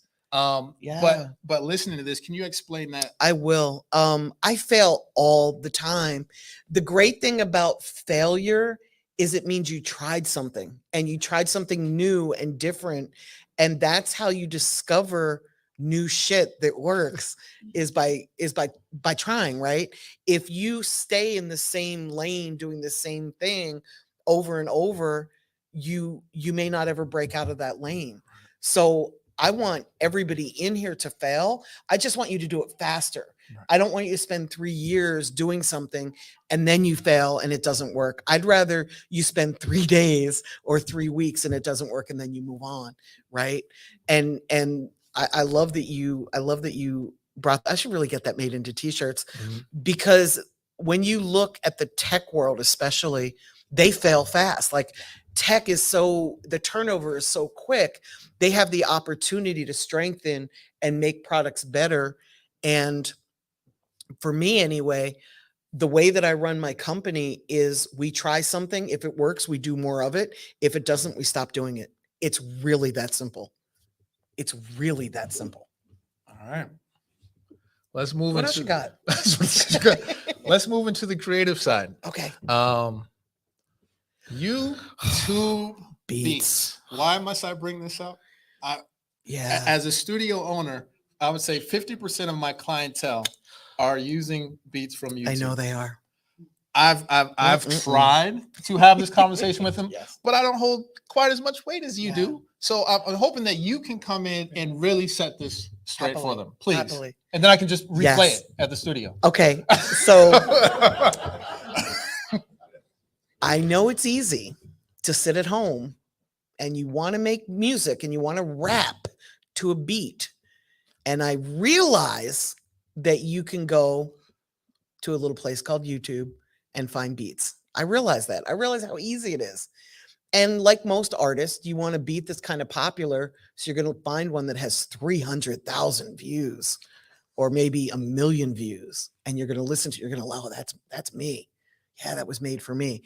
And then you rap over it and it becomes your best song ever, but you can't put it out because you don't own the beat and you don't own exclusivity to that beat, which means if you're going to spend money on it and you're going to have to market and promote, right, which costs money, if you spend money on that beat and somebody else comes along and has that same beat, not only are you going to get pulled down because you don't have the rights to use it, but whoever is the bigger artist, it's going to look like it's their beat, you know? So if, I don't know, pick an artist comes out on a beat that sounds like that, you've now spent money on a beat that has no value to you because it looks like you bit whoever is bigger than you. Right. And it just doesn't work. So I thought, well, if they're going to use YouTube beats and I can't clear them because I can't get exclusivity because there's other artists that have already rapped on that beat, I'll just go in the studio and get a producer to make a beat that's similar, not the same, but similar. The problem with that is it never works. You listen to the original beat so many times and your ears become accustomed to it that when you try to change that beat onto the song, it never sounds right. It never sounds right to you. And you want to talk about losing motivation is to put out a song that doesn't sound right to you. You're never going to love it. If you have to perform it 100 times in a week, you're going to hate it. It just doesn't work. So the best way really to get production is to form a relationship with producers, people that can actually make beats for you because of your vibe or your style, or go through their beats on their hard drive and find something that is exclusive, that is unique, and get the proper paperwork done. It's really not that hard. It just means you have to leave your house. Right. I'm sorry. I'm Uh, sorry. We'll say there's multiple producers here as I'm looking in this direction. We got 2 right over here. We have another producer here. We're getting there. We got another producer here. I'm just saying, they're all around you for those They're artists that are everywhere. here. They're not They're hard to everywhere. find. No. They're really not. And you know what? They're usually really nice people. Most producers aren't extroverts, so you might have to go out of your way a little bit to talk to them, but it's worth it. Yeah. And they understand, especially guys that are doing this professionally, they understand what beats work and what beats don't work. Yeah. And they might even be able to give you some pointers on the lyrics that you're dropping. Like, man, that didn't sound right. You know, you're rapping too fast, the beat's slower. You're rapping too slow, the beat's faster. They can be of service to you. They can really help you make an amazing song. And that's kind of the goal. Speaking of being of service, well, that's just a great segue into this next one. It's like I knew. Role of the engineer. We had some incredible engineers come to our first session. And let's take, for instance, someone that had the money that was saying, hey, I want to come to you to have you take over and do our marketing and That's everything. a lot of money. That is a lot of money, but they found it somehow. Okay. What are the things that they're going to need from their engineer beyond just the finished song? Are there other things that you're hoping that engineer would provide that artist for you to be able to do your job? Absolutely. First of all, there's 8 different formats of the song that I'm going to need to do my job, especially if I'm going to give that song out to DJs, like club DJs, or, you know, God forbid, go to radio with it if it's a song that's really reacting. And radio you do last. It's not something you do first because it's really expensive. And most songs don't really fit at radio. But if you fuck around to make a hit record and you have to go to radio, you better have the instrumental, you better have the acapella, you better have, the song has to be mixed and mastered. One of the things that I always ask artists to do is take 2 songs that are huge, and it could be like Jay-Z and Beyonce, right? It doesn't have to be them, but take 2 songs that are commercially viable that you know are hit records, and put your song in the middle, and then play all 3 songs in a row. And if your song doesn't sound as clear and clean and tight and professional as theirs, you've got a problem, because that's your competition. You're not competing with other artists locally here. You're competing with international superstars. So your music has to sound as good as theirs does. 100. Thank you. Was for that the answer you were looking for? That was. I have 2 bits of video that So I I have can a just bunch of play gold back. stars. Okay, Yeah, good. yeah, I can play this back. I like this. You realize you could have just called me. But hey, After I wasn't able to get you here, I was a little disillusioned there. Okay. Thank you, There we go. K1. I appreciate it. All right, let's move into marketing. Okay. My You favorite had a topic. video talking about a marketing plan, Mhm. and I believe these are the 4 things that you outlined: advertising, promotion, Mhm. social media, and tools. Can you explain, and shouts out to Chill, who was starting to get into a little bit of the differences, Yes. but can you explain the differences between the 4 and Absolutely. why they would need those things? Okay, so advertising is when you're buying digital ads or banner ads or influencer marketing. Influencer marketing is where somebody that has a following would a larger following than you. So we use micro influencers on TikTok and Instagram. So if somebody has, say, 50,000 to 100,000 followers, and we want to reach their fan base, we would pay them to either do some sort of a skit if they're a comedian with the song. We use women that put on makeup a lot, because if we're trying to reach women, women watch videos of other women putting makeup on. I beyond me, but it works. So the music might be playing in the background. Sometimes we'll reach DJs because we have a club song, or we're going to radio and we want them to get a feel for the music. But advertising is where you're paying to reach your target market. Promotion is where you're promoting your song. You're going out into the world and you're just sort of blanketing the world, trying to find people that may embrace your song. We do a lot of street promotions. It still works. In fact, so many people don't do street promotions today that when I do it, we really stand out. It's really kind of awesome. So we'll do posters that have a QR code. We'll just reach people. College campuses are a great place to promote. We promote a lot in the hood because we don't get stopped. We don't usually go into upscale white neighborhoods because the cops come like that, and it makes it a little harder to promote. We'll promote at fairs, festivals, backyard barbecues, anywhere where there's a mass amount of people that are coming together. Social media, we do a lot of social media marketing. That's where, again, the influencer marketing works. We are very, very, very TikTok heavy. Around this time last year, I noticed that my engagement and my clients' engagement was cutting in half on Instagram. We weren't doing anything differently. And this shocked me because why would all of a sudden the engagement get cut by half? It just didn't make sense. So because I don't own Instagram and I can't call them and say, hey, fix this, we started gravitating over to TikTok. I noticed a post last week. Here we are almost exactly a year later, right? And I noticed a post this week from one of my friends who does marketing professionally for the major labels. And he was saying that his engagement was reduced by 63%. This is maybe 10 days ago. And I thought, oh my God, it's happening again. So there's something that's going on at Instagram. I don't know what it is, but they're cutting engagement. If I were a betting person, I would say that they're trying to make more money and they want you to boost your posts. And that's how they make money. And in order for you to feed that little need that you have to have those big numbers and the big engagement and all those views, they're hoping that you'll spend a little $50 here, a little $50 there to boost your posts. I'm guessing that's why. For me, it just makes me leave. It makes me go to another platform where we can get a really good bang for our buck, and that happens to be TikTok. The difference between their algorithms, in case you don't know, with Instagram, let's say you have 10,000 followers, and I don't know the exact math on this because I'm not inside their company. This is like one of their secret sauce recipe secrets. They're only going to show your post to a small percentage of whoever's following you. So the whole world doesn't get to see what you post, just the people that are following you. So let's just say it's 10%. Again, I don't know what the number is, but let's say it's 10%.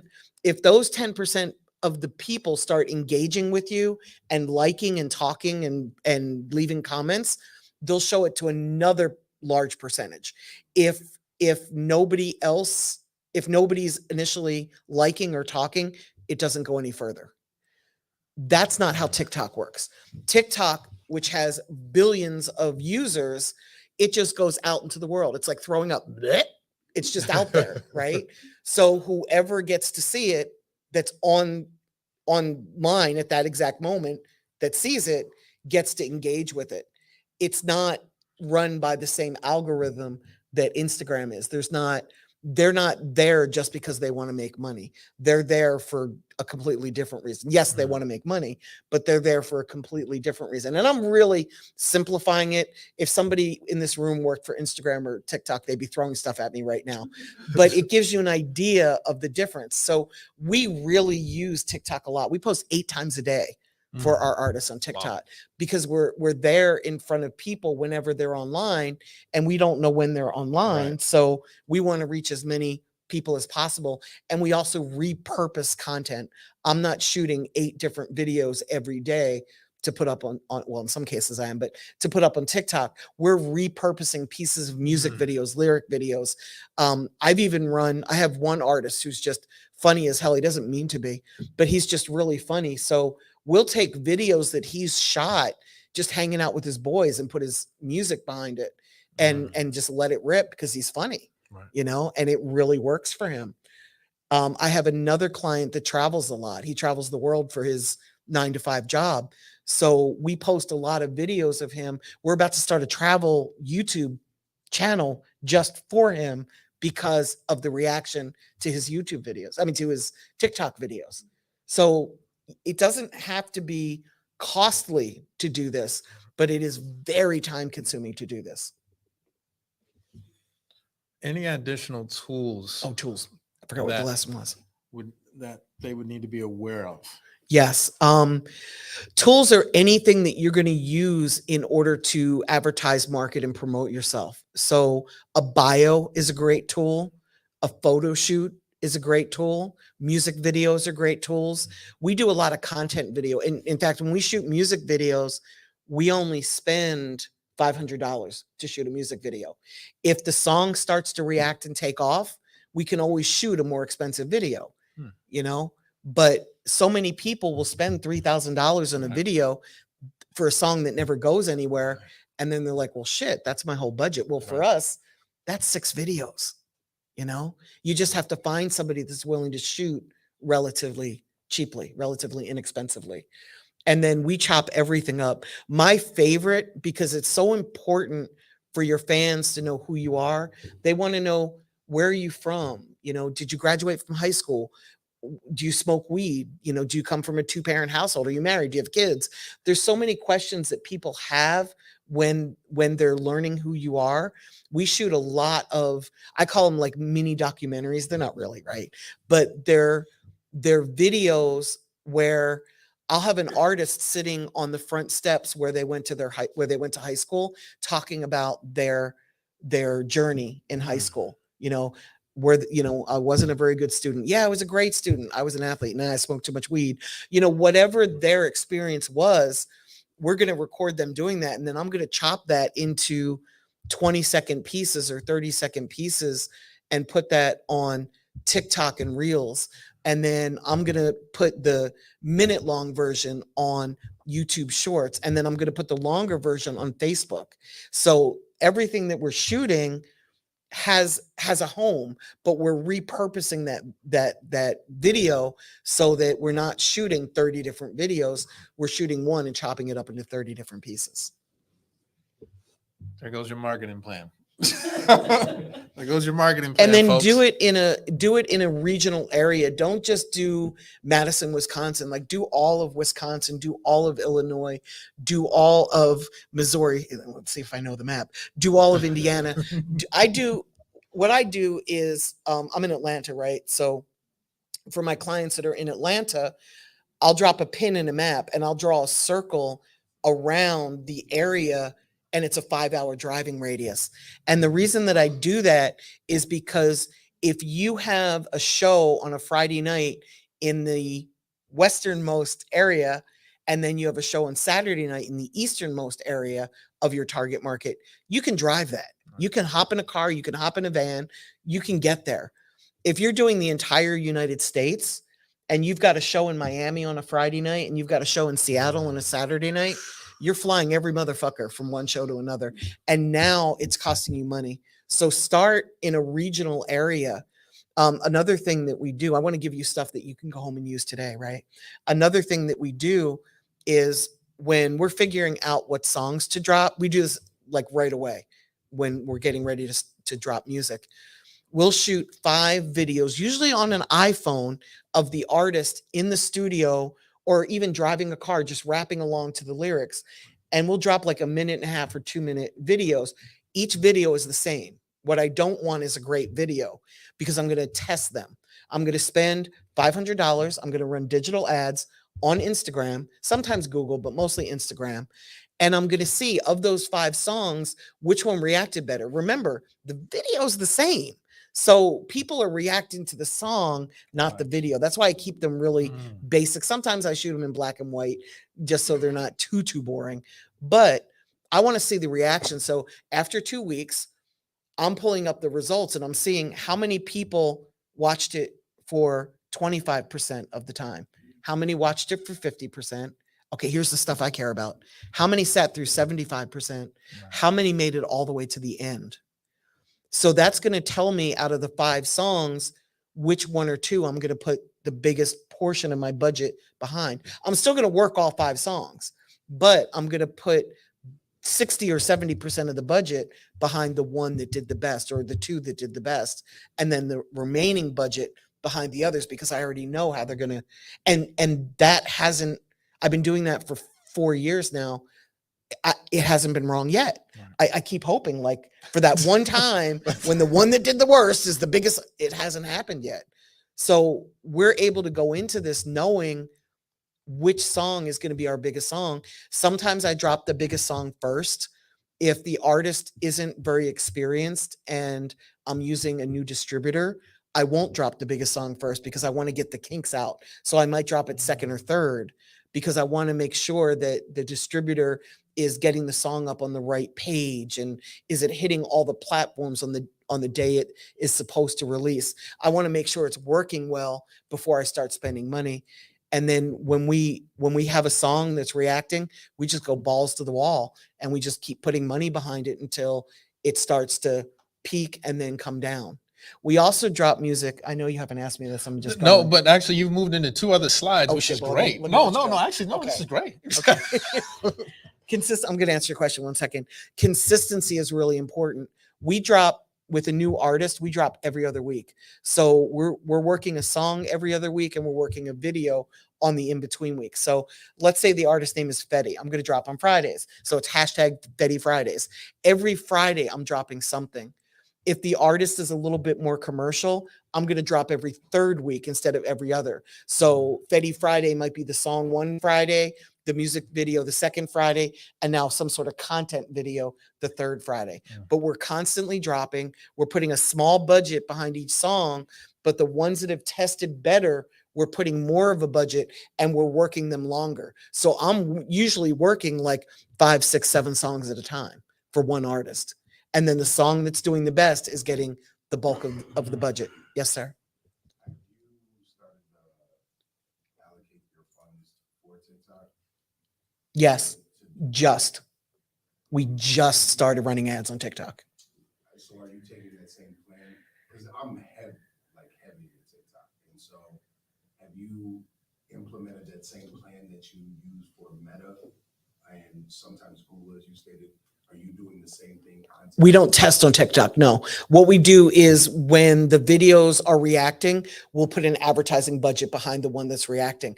But we also post multiple times. So let's say I've got videos that maybe get 1,000 views and then I've got one that gets 23,000, right? It's an anomaly. I'm going to repost that video again and again and again. And if it's still reacting really well, I'm putting a budget behind that. And I tend to, once I have like a month to a month and a half of videos for an artist, I can really see which are the videos that are doing best. Is it the ones where they're just walking down the street rapping? Is it the ones where it's a meme and it's kind of funny? Is it the one where it's just them talking about their life? We do more of what works and less of what doesn't. It's really that simple for us. And we run a lot of ads now. We just started running ads on TikTok. Was there another hand up? Yep.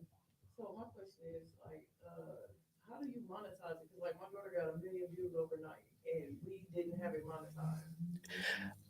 For TikTok, for artists, it drives it to Spotify and to Apple. So we're monetizing not through TikTok. Well, our distributors putting the music up. So the music is monetizing, but it's not, the money really isn't shit. Where it monetizes is it's building the artist's brand and it's driving people to Spotify and Apple. More Apple than Spotify for some reason from TikTok. I don't know why. Sounds like a lot of the A/B tests you're doing is to optimize for engagement. Do you Yes. optimize for other metrics, or is it strictly focusing on engagement? I'm focusing a lot on engagement, but when we're running ads, we're running ads to drive people to merch, to buy merch, or to YouTube videos to get them to, hit that subscribe button. We have specific targets that we target so that we can measure. And I'm kind of like you. I don't measure a lot. You and I were talking over here about measurement. You're like, if one person responds, I'm happy. I'm kind of like that. But my digital ad guy is so not like that. He can, oh my God, it's the most amazing thing. But I'm like, ooh, and he's like, didn't work. And I'm, for me, it's like I want to see the engagement. I want to see if I'm driving people to YouTube and we go from 179 subscribers to 279. I think that's awesome. His job is to figure out, yeah, okay, Wendy, that's awesome, but you know what did better? Instagram did better driving people than TikTok or whatever. That's his job, and he does all the analytics and then comes back and says, you know, this is working better than this. Again, we do more of what works and less of what doesn't. Yep. Alright. I do want to But give we it- always have a reason. Like there's always something to measure. I don't just advertise to advertise. I do want to give a shout out to Shaw because he did sit down in our second one and talk about TikTok specifically. I love that. I know. Yes. TikTok love you. Well, I you're do something. charismatic. I get it. I see why. I totally get it. So we had already talked about testing songs in the market, which was You great. test on TikTok? I'm not an artist, but I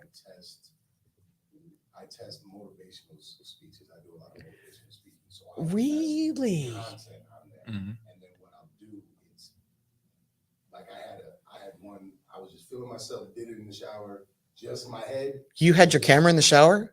We'll have a conversation off camera. Right. Yeah. And I just Did was it. in the shower and I did it, and it went well. So what I did is just like if artists would take their song, the way you were describing your song, Yes. I took that audio, and I know the audio works because it didn't matter I was in the shower, and now I'm putting it with other things. Oh, Now, that's I brilliant. And as I get more content in my fighters training and my students training, I can now put the motivational speaking with Yeah. it. Brilliant. So I'm putting it out there myself. I don't care if people like my face, if they're reacting to the words, if they're sharing those videos. Now I know I can put it with any content. Right. Of someone training. So the same way. Oh, that's brilliant. The way you're describing music is what I do with my motivational speeches, and it's. I text Repurpose you. it, The yep. plan you talked about is literally what we just Yep. talked about. I love it. I'm sorry to bore you guys. Just a while ago. So it's like, oh my God. I love that. I love that. Yes. Yeah. I'm gonna do all my videos in the shower now. I love that. I love on TikTok, and I'm sure you've seen this. There's so many people that will take what somebody else is saying and they'll mouth along to it, Mhm. and they'll nail it. And I love that because I'm thinking about now the one that worked for you. I'm thinking about taking that and mouthing along to it and putting it on my TikTok. I think that'd be really cool, and it would drive like my world to your world. That'd be really cool. All right.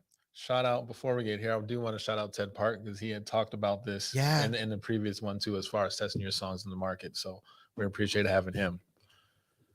Yes. Yeah. Yes. I think if I put Yeah. Wendy Day in 150,000 or I'm known for that. 250,000, I think you'll populate at least the first two pages of Google. I think so too. And it always makes motherfuckers cry. It does. So let's get Yeah. into why it says yes, 150,000. So everybody, my whole career, I'm 30 years in. This is my 30th year. And the one question that everybody wants to know is, Wendy, I have $10,000. What should I do with it? Wendy, I have $20,000. What should I do with it? And it's so hard for me to answer that question because I know in my heart that it's not enough. It's not enough to win. And what I really want to say is don't spend it, go invest it somewhere and let it grow. And, you know, whether that's real estate or wherever, you can't start a business, especially in the music business, on 10 or 20 grand. And you can buy some attention. You can certainly get some eyes on you, but it won't lead to anything. And when you really study this and you learn that it's much better to take what you have and put a business plan or a marketing plan together and use that money to go find investors so that you can actually succeed. I always make the analogy of a restaurant because we all kind of get this. If you don't have the money to open a restaurant, you're not just going to go and rent a building and then put an open sign and you can't afford to buy the food. And somebody comes in and says, can I get a hamburger? And you say, I'm sorry, we have no food. You wouldn't do that. But in the music business, for some reason, we do that all the time. And it's so heartbreaking to me because people lose more money in this business, I think, than most businesses. And the effect of it is they think they're not good enough. And it's not that they weren't good enough to win, it's that they didn't have the proper funding to win. And I know so many people, especially my age, that came up with me and they started out rapping and they didn't succeed. You know, they're doing whatever job now. They're happy and it's not a problem. Life, you know, life takes you on you pivot, right? Life takes you on whatever journey you're supposed to be on. But what's heartbreaking to me is that somebody would think that they weren't talented enough to succeed, when in reality, they just didn't have the marketing and promotion that they needed to succeed. For me, I can only speak for me. There'll be somebody in this room that has $30,000 and will go and become a superstar. And please, I love when that happens. But for me, if somebody comes to me and they don't have a minimum of $150,000 to spend on marketing and promotion, I turn them away. Even if they came to me and said, "Wendy, I have 130," I would say, "I'm sorry, I can't help you," because I know what it takes for me to do this. And I know, and it's not, you're not even going to spend 150, you're going to spend way more. That 150 is just new money. So as the money starts coming back into the company for monetizing the music, you're going to end up spending somewhere close to $1 million before you're a star. But the reality, maybe even more, but the reality is you have to find your market, you have to target that market, and you have to bring that market into your movement. There is a time, there's an expiration date on music. The fans are 13 to 26 years old that are spending money. So if you're a 35-year-old rapper, you can still rap. I'm not saying you can't, but a 13 to 26-year-old is probably not going to want to hear what you have to say because you're in a different place in life and you kind of look like their dad, you know? So it's just a little bit different. I'm not saying you can't win. I'm just saying that for me, I cannot do this for less than 150. And I'm just one of those people that's not willing to take somebody's money and not deliver success for them. Are you all depressed now? Okay. Oh, we're Are going you to pick it depressed? back up. I guess I think that is a really honorable thing, just given, right, the barrier to entry, at least like to like throw something on YouTube, right? Grab a YouTube beat, right, is like zero. Right. Right. And the opportunities to then like scam, take advantage of people, right? Pay to play, all the stuff is like endless, right? As you were talking about. So Yeah. like That's a big problem in this industry. But so to be upfront and honest, right? Like into, I don't know. I just wanted to say thank you for that. Thank you. I think what I'm doing is noble. People get mad. We have one more question. Yes. Is the price tag so high because the market is overly saturated? Yes. Or are there other- And it's fractured. I love that you asked that. It's oversaturated. There's so much music that in order to stand out, it takes more money, and it's fractured. And what I mean by fractured is there's not one place that you can go anymore and reach everybody that's a music fan. You know, there's music fans on Twitch playing video games. There's music fans on TikTok. There's music fans out in the world that, you know, don't use the internet. I don't know who they are, but there are some, right? People are all over the place now. And in order to reach a large amount of people, you've got to be all over the place. And it's getting worse, not better. You know, I'm very encouraged. Wow, I've never said these words before. I'm very encouraged by Taylor Swift because she proved that in this fractured market, you can still sell a lot of music. They predicted she would sell 800,000 units, and units there's a mathematical formula, right? Because it's a singles market. She did 1.5 million. She doubled what everybody thought she would do. Then she got 10 songs into the top 10. This has never happened in the history of music. Yeah. She has 10 songs in the top 10. That's crazy to me. That just blows my mind. And she has streamed more music than any other artist since 2017. So this is very encouraging because I've been reading these articles saying music is going to start declining soon. There's a decline. People are listening to older music rather than newer music. And the reason for this is because it's so fractured. You can't advertise and reach people as easily as you once could. Well, Taylor Swift could, and she's proven that it's possible. Yes, ma'am.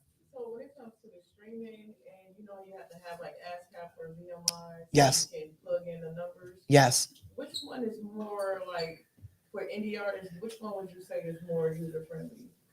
I think they're both about the same. Yeah. Those two companies measure radio play and live play. So when you start doing shows and when you get on the radio, that's where BMI or ASCAP matter. So it's you're a little bit bigger than a brand new artist by the time you start seeing money. It's sort of like asking me which is better, AT&T or Verizon. They both suck. Well, That's a little if different. they're different companies. Sound Exchange, you should go with right away. Sound Exchange pays you for any music that streams on the web, on the internet, any music that you don't choose. So an internet radio station, Sirius XM, if somebody is listening to iHeartRadio.com, they're going to pay you for that. They pay partially for Pandora. Pandora pays 50% or 55% through Sound Exchange, and then the other half comes through your distributor. Your distributor pays you for any music that streams on the internet that people choose to hear. You see what I'm saying? So if I'm choosing to listen to a new Young Jeezy song, he's going to get paid by his distributor. If I'm just listening to a bunch of music on the internet and he comes on, that's going to be Sound Exchange. All right, I know we're getting close to the time. I knew I had too many questions. No. We're going to try to skip Okay. ahead, Okay. see if we can get one more in, and then I Okay. want to make sure that we have some time at the end just for the audience to ask a Absolutely. few questions. All right, we talked about that. That's an interesting one, but you kind of talked about the Getting your regional. buzz up Yeah, regionally. yeah, Yes. yeah, that was a good one. Record labels sign you because you have something going on. It's really that simple. You don't need a record deal. In 2022, you don't need a record deal. You can do this yourself. Interesting question. Oh. As you just said that. 360 deals are still in existence. Okay. Yeah. So so I feel we've come at it two different ways for those that are independent, that are trying to, Mhm. start their own LLC, possibly look for an investment of money and Right. possibly try to pay for it themselves. But for Right. those that are saying, hey, I don't have that infrastructure. Right. I'm not good at the social media thing and the posting and all those things. And I really do need someone to be able to some come help. and Yes. do that. Yes. Um, Or I can't find an investor, so I Right. have to depend on a record deal. So in 2022, with the changing in record deals and the 360 kind of coming about in the 2000s, what does a record deal look like? What should be the expectation if a person is buzzing regionally and buzzing online? What was that record deal look like for them? The record deal, they've gotten shorter, so they could be anywhere from 3 to 5 years. There's still a component of 360 in them, meaning you're going to pay for ancillary income. You're going to pay them when you get shows, if somebody puts you in a movie and you're acting in a movie. If you have a book that comes out about you, or you write a book, they're going to want a percentage of that. The labels feel like they're building your brand. They should profit off your brand. It's really that simple. You can get deals that don't include any of that. I just did a deal for a group out of New York, well, just about a year ago, called the Girl Code. And Girl Code are sort of like a 2022 version of Mobb Deep, but they're female. So they're sort of street, and they can rap. But they are kind of amazing, actually, and they're cute too.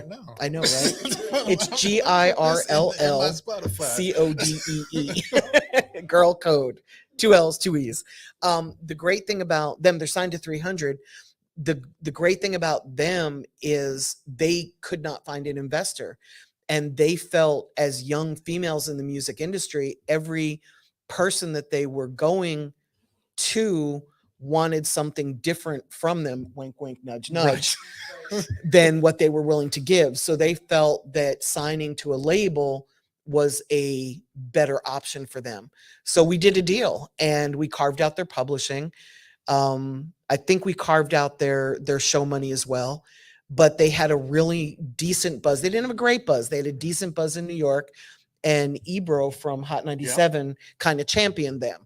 And he was playing them on Hot 97 and showing them a lot of love. So that carries weight with labels too, when you've got somebody that's in like a gatekeeper that's opening the gate for you, that labels look at that.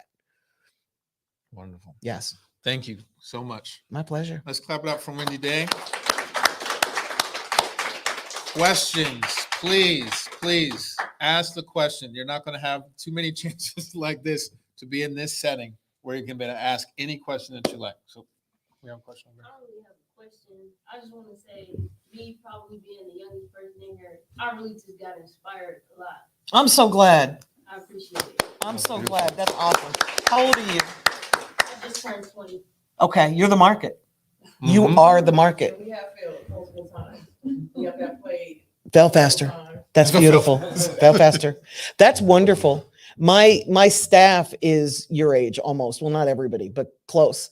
Like you are, like I said, it's 13 to 26. So because you're in that world, you know what people want to hear. Certainly before I ever will. So keep it up, keep going.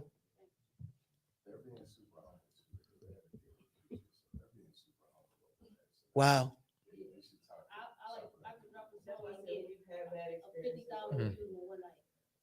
That's awesome. Are you're signed to free bands? Yeah, I was on a free band for a year. Really up under casino. Okay. And she toured and performed and. They got me a big buzz. That's beautiful. I would be. But if you got released, that's even better. Congratulations. That's awesome. I worked with an artist called Little Donald. He was the first person ever signed to free bands, and he probably made $2 million this year. He got dropped 4 or 5 years ago. It's the best thing that could ever happen. I know. Yeah. Get out and about. Like you said, they don't go out of their regional. Yeah. It's really hard when you sign to an artist too. And we were talking about this when we were eating, that I was trying to think of like one artist that other than Rick Ross that's really been successful putting out other artists. And his biggest success was Meek Mill, who's disgruntled. Right. So I can't even really use him as an example, but he built Meek. We were talking about Jeezy. I moved to Atlanta from New York so that I could work for Jeezy. He was my favorite rapper at the time, so it was really kind of cool. But he was not great at putting out other artists. Yeah. Because you got to remember, they still want to be relevant too. Yes. She hangs Yes. with Boosie a lot too, and it's the same thing. He got artists, but like you said, Yeah. you don't. I love Young You Blue. don't really give his artists a lot of push either. No. Well, he's catching a bag from him too. Shout out. Boosie. Yeah. No disrespect. It's just fact. Yeah, no, it's just what it is. I actually shopped his deal, Bootsy and Webby, when they first came out. Over 500 songs, but they all got YouTube beats. And I keep telling her. Yeah, it's hard to clear them. But in Talk to Milwaukee, these it's hard folks. to find I'm gonna be honest. You from Milwaukee? We go up here. It's hard to find a legit producer because we have bought exclusive beats. It is hard in Milwaukee. And then you'll turn around and hear somebody else in the city with the same beat. Yeah. They- Yeah. That happened to me with Zaytoven. And Zaytoven's a very professional, well-respected. And we bought a Zaytoven beat. We spent tens of thousands of dollars to market it. And my client was in a club, and on came a Migos song with that same beat. And we had blood in our eyes. We were not happy. So have you met Unique Beats? I have not met Unique. He's the one that did the Cabin Fever beat. Okay. with Wiz. He told us that Wiz had stole that beat. Oh, originally. ouch. And he said he was somewhere and he heard it playing and he was like, "That's my beat." But he said when he reached out to Wiz, they ended up, working it out. But he was like, "Yeah, that was interesting." Yeah, there's a lot of that in the industry. Yeah, I have another client who had a beat that he bought from a producer. My client's from Pittsburgh. He bought a beat from an artist in New Orleans. We had the exclusive rights. When the video came out on YouTube, YouTube shut it down. There was a copyright claim, and the producer out of Chicago who really made the beat shut us down. So when I called him to find out what happened, he's like, "That's my beat." We had to pay him again and then go back to the guy in New Orleans like, "What the fuck?" It happens all the time. It's a dirty game. There's a couple producers in Milwaukee. I used to live there for 15 years and do music. That I'll try to get you in contact with if you guys are interested. I would say for both of them that I'm going to talk to, have them do one on the spot. They're both capable of doing it from scratch. And if you have any idea that they may be pulling something that's already been used, many times you can and try to say, hey, I'm looking for X, Y, and Z. Can we just do it from scratch? And don't broadcast it when they're doing it from scratch, because somebody else, like, you're going live on Instagram and somebody in Atlanta's like, somebody in Atlanta's going, oh, I like that. They're hearing your hook going, oh. Oh, really? mute the mic.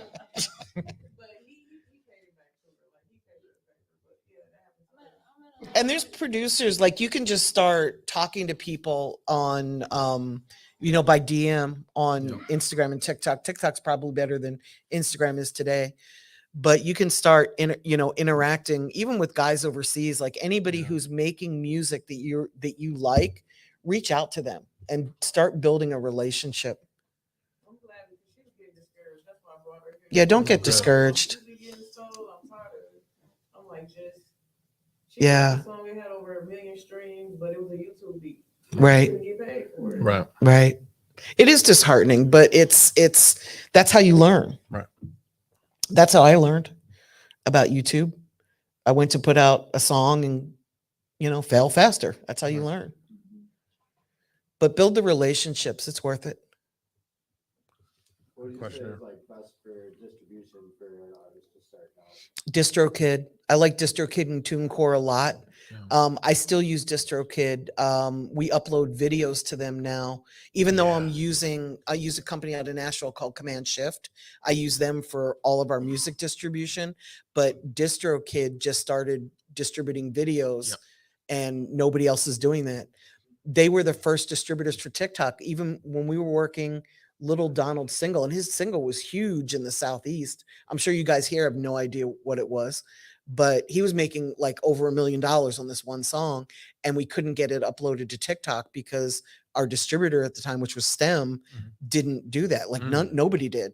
So we went to DistroKid and used them just for TikTok distribution and uploaded. They're a great company.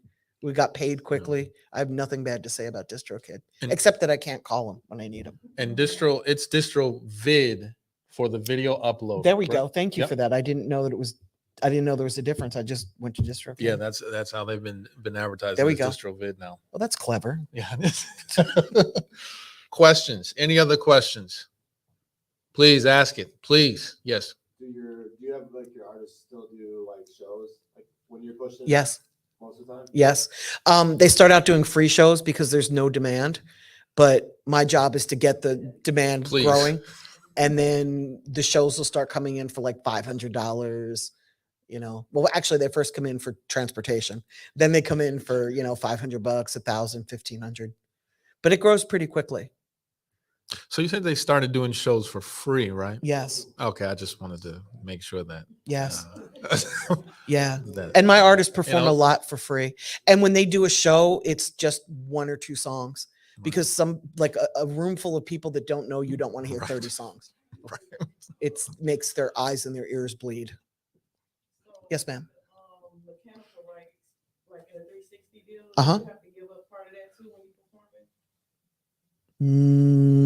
No, I'm not sure what you're asking. Say that one more time. The royalties that come from a performance or the payment?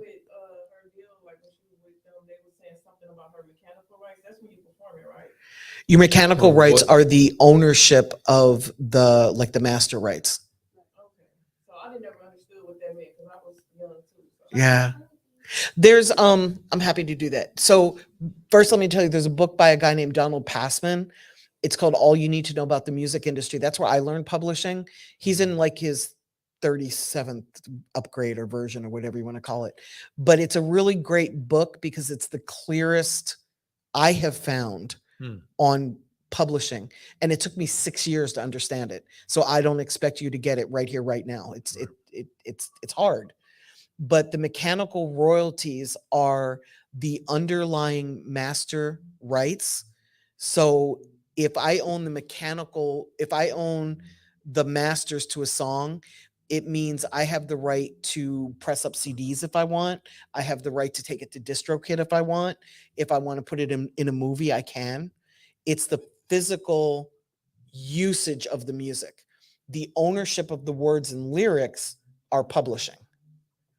That's the writer share and the publisher share. I'm glad you wrote that down because somebody wanted to put a song in a movie. Our producer blocked it, but in the Why? contract, because they said something about the sync license. So when the entertainment lawyer called, they said they saw that he was her publisher. He had 20% of her publishing. Right. So, but in his contract, he said he had no rights to the mechanical rights, which I'm glad you now explained because I'm thinking it was just when she performed. No, So he couldn't, he was not able to block that, right? no, See, he I didn't wasn't. know that at the time, but the movie is out. It's called 53206, the Milwaukee movie. Yeah. Yep. Yeah, my friend is a Hollywood producer and she wanted to put that song in there. He blocked it. And now that I'm understanding what it was, he never had the right to do that. He didn't, and my guess is he didn't even know what it meant, because why would you not want Right. your song in a movie? He wanted money up front, but what she was telling him was you're gonna get it on the Back end. Yeah. Right. Money up front is just an advance. So if you have a song that I want to use and I advance you $1,000, it just means the first $1,000 that comes in, I'm going to keep. So it's not payment, it's an advance. It, That's recoupable. yeah, But he getting a lot of Milwaukee artists right now because a lot of them don't understand what that means either. sadly. Yeah. And it's happening in every city and every town, everywhere. It's so frustrating to me. And there's so much information online. Like I do a podcast every week called The Cheat Code, and we talk about this kind of, it's me and two friends, and we just sit around talking shit about the music industry. And just those alone. And then I've got video, like there's so much free information out there. Not that you should believe what I say, like take what I say and go do the research. You know what I mean? Right. Right. There's a great company that might help you. They're called Song Trust. Song Trust collects your publishing for you. It's an administration deal. Do you guys have like 5 more minutes? Okay. Yeah. So there's two kinds of publishing deals. There's co-publishing, which means somebody takes ownership of your music. So let's say you have a song and I do a co-pub deal with you. It means I'm buying the rights to half of everything you produce or your songs within a certain amount of time. And then I own half in perpetuity, like until the copyright expires. I don't like that. And the reason I don't like that is I'm betting you're going to win, but you're betting on yourself that you're going to lose. You're betting that your publishing is only worth 50,000 or whatever I'm offering you. And the reality is I'm betting it's going to be worth more. I do this for a living. I'm probably right. So if I'm offering you money, just know that you're getting undercut. Not me, but you know, just know that you're getting undercut. So an admin deal, that's co-publishing. An administration deal, an admin deal is where I do a deal with him for his music, but I have no ownership. I'm going to go and collect the money for him because he needs somebody to collect his money. And then he's going to give me 15% of the income, not the ownership. He's going to keep 100% ownership. So now he's betting on himself. You see what I'm saying? And that's why that's so much better. So the company is called Song Trust. They're at songtrust.com. And a great thing about them is on their website, they've got a lot of articles and videos that will teach you about the publishing side. And I use them for all my clients. I think they're a great company. It costs $100 to sign up, but it's an 85-15 split of your income, not your ownership. You keep 100% ownership and they keep 15% of the money they collect for you and give you the other 85. And Song Trust, they're international, correct? They Yes. collect all over the world. Yes, they do. Yes, they do. Try using the code MEC when you sign up. It might take $20 off. Yeah. That's beautiful. Yeah. Yeah. It used to when we had a partnership with them. I think it still works. It still works because I have 15% off if you use my name, and it still works. But use MEC because you'll save more. Mm-hmm. I just want to say that I failed fast. The first Yay! larger person that I got to spit on the beats loosely for Wu-Tang. I mean, I don't know why I even think he's gonna fucking finish it, but he's been like shitting on me for over a year now. I'm sorry. That's all right. But I just want to say that when I found the cheat code, I binge listened to that. Oh, I'm so glad. Everything, it's awesome. If you guys haven't heard it, it's awesome. And I appreciate that. Thank you. And I like that I got your book too, and I got the audio book. So Slick Rick, isn't that awesome? That was a gift. I wrote a book in 2011 called How to Get a Record Deal, and then I updated it in 2016. I'm friends with Rick, right? And we were at dinner one night, and he was telling me how much he loved my book, and I just thought that was Slick Rick reading a book called How to Get a Record Deal. The irony is not lost on me, right? But he was telling me like how great it was and how wonderful, and I'm like, yeah, thanks. And you know, I guess he thought I was just being too humble about it. So he called me like 3 months later and he said, I have some stuff to send you. And I'm like, yeah, whatever. And he said, I had to make it twice though, because I recorded the whole thing once and at the very end, the engineer couldn't find it. So I had to do it again. I don't think he's talking about songs, right? And I'm like, I don't know. Do I want to listen to a Slick Rick song in 2020? I don't know. I want to listen to La Di Da Di, you know? And he sent me my book. He made an audio version of my book twice because the first one got deleted somehow. And I was so humbled by that because I didn't ask him to do it. He just loved the idea of helping people and made me an audiobook. I was like, oh, that's so cool. Yeah, it was a cool moment. Really cool moment. Yeah. Yeah. He's a genius. He's got an album coming out with Idris Elba. Isn't that an interesting mix? Yeah. Yeah. That's incredible. I think it's going to drop sometime in early 2023. Okay. And is it an EP or is it an album? I can't remember how many songs are on it, but it's fascinating to me. Yeah. Like two people came together that I never, Idris is a DJ, so, and I'm having trouble with that. I know him as a dope boy from TV, from The Wire. So it's like, wait, mind blown.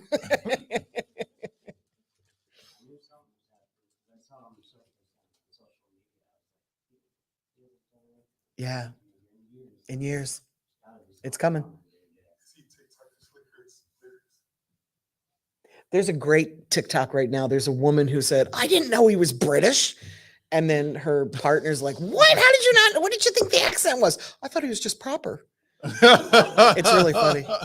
And he thinks it's funny too, because, I sent it to him. He's like, oh, this is a riot. Yeah, this is a riot.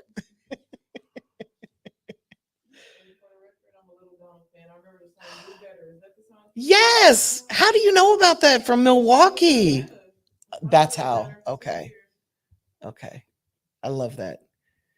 Yeah, I'm proud of that. I just got the platinum plaque on that yesterday. Oh, but it was streamed on our radio station too. Oh, yeah. It was big. Yeah. It made him a multimillionaire. I'm really proud of that. He used to sleep on floors. He has 5 children, and now he's got like a real house. All his kids live under the roof. He adopted his nephew who wasn't doing real well. Like, it's such a great success story. I'm so proud.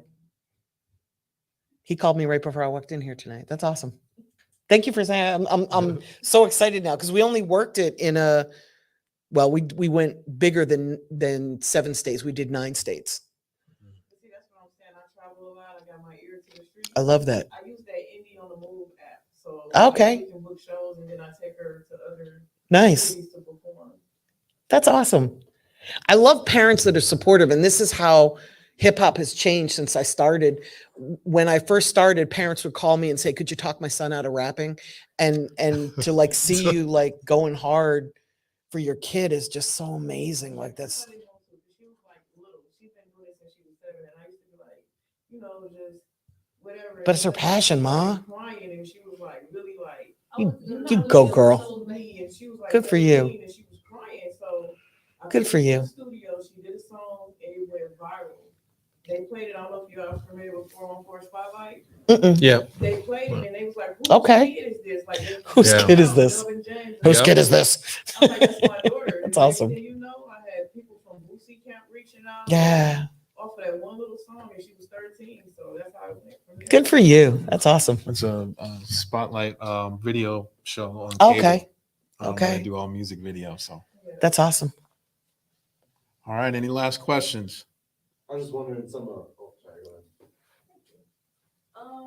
I just wanted to ask, based on like consulting, right? Like, what is your strategy behind that on an artist to artist basis? That's a good question. I think that you're talking about having another artist consult you to help you grow. I think that's super helpful as long as you don't have to sign to them. Yeah. I think that any artist that's successful can help you become more successful, or whoever become more successful. Just make sure that you're on the same path. I wouldn't ask a country artist if I were a rapper, because it's a different lane. But I think anybody that came before you, recently before you, I wouldn't ask Slim Thug how to become a rapper today. It wouldn't work, you know? Boss. Yeah. I would ask him how to flip houses. He does an amazing job in real estate. But yeah, I think as long as they're in the same lane and they have recent success, because it changes so quickly. I'm watching it change. I'm watching the sound change every 3 to 5 years, and I'm watching the marketing change like every 2 years now. That's what I mean. It changes so quick. Yeah. How it plays a part in the artist or the things that are like going viral or like playing on the popularity and things like that. Right. Like really having a person to pick out those things within that artist. That's basically Yeah. Yeah. I would ask lots of artists. Yeah, for sure. I still do that. Like there's an artist out of the Bay Area called La Russell. I love La Russell. And I called him one day and said, how is this whole, he does shows at his parents' house on this stage called a pergola. I'm like, how does this whole pergola thing work? And he's like, first of all, I reached out to you in 2018 and you never called me back. I'm like, oh, fuck. Okay, I'm sorry. Now tell me about the pergola thing.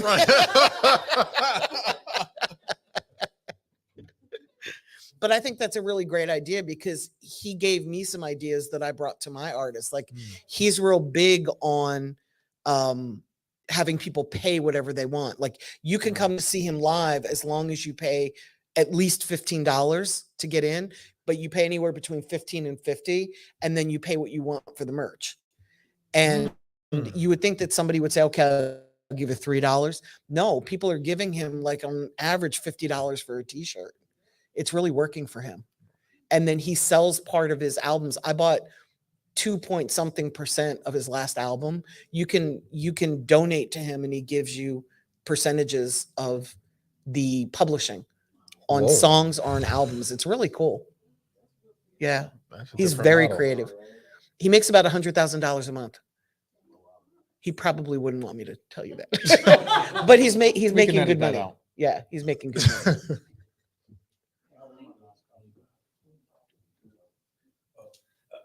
Just to go back to your yes, $150,000. What is the? Can you take that down? No more. What is the traditional digital breakout of that plan? And do you think traditional marketing platforms still have a place in today's music marketing? Define traditional. What do you mean by traditional? TV, radio, print, anything that's not. No. I don't use any of them. Not everything in the plan is digital. We do promo tours. I put artists out on the road in that 5 to 7 state area. And it takes roughly $300 a night to do a promo tour. And my co-host, Kingpin, in the cheat code is the guy that I used to send artists out on the road. That's actually how I met him. And he's been doing it for me for 20 years. Yes, ma'am. So are you familiar with the Playmaker? No.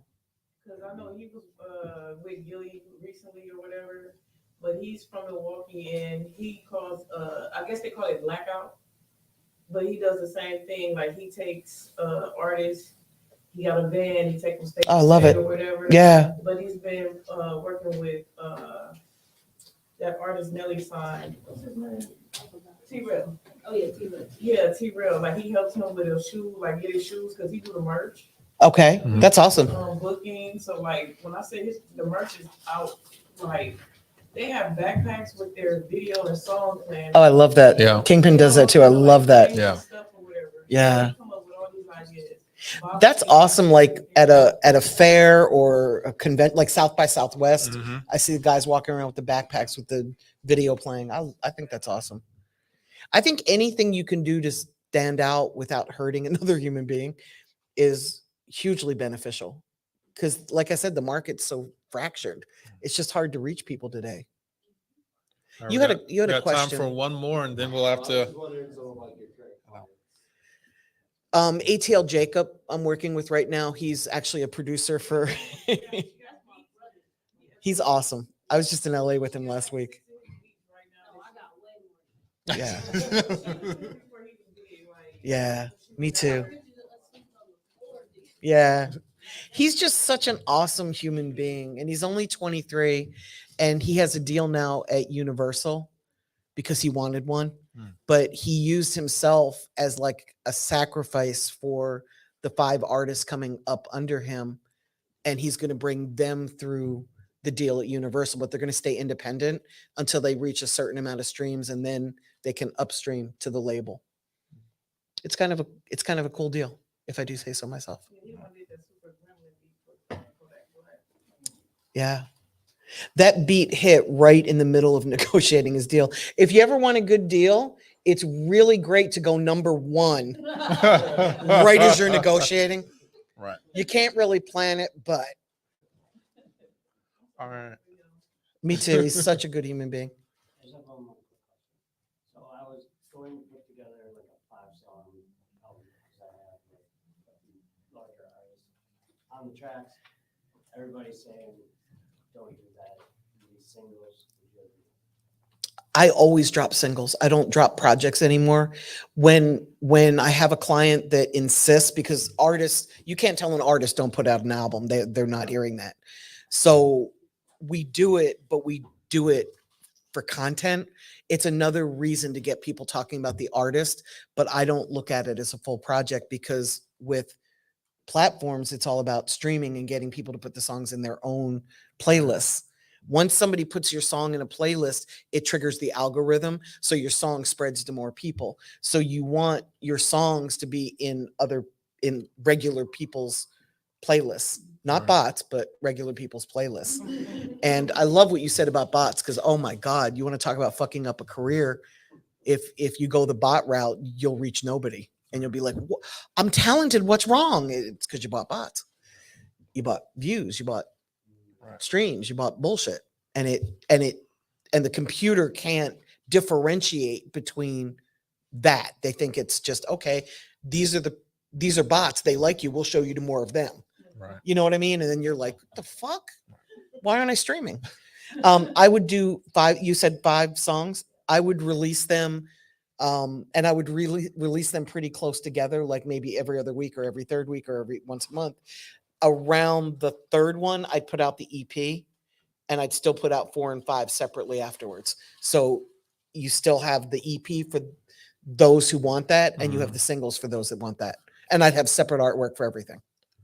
I know that's right. I know that Spotify used to, when you would upload a EP project and you're using Spotify artists to try and send those to different playlists, I know at one time they're only allowing you to take 1 song off of that EP.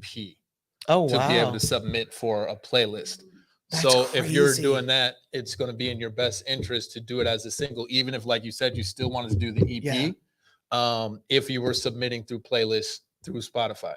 Yeah, because of then course you there's can outside submit 5 right. instead of 1 of 5. Right.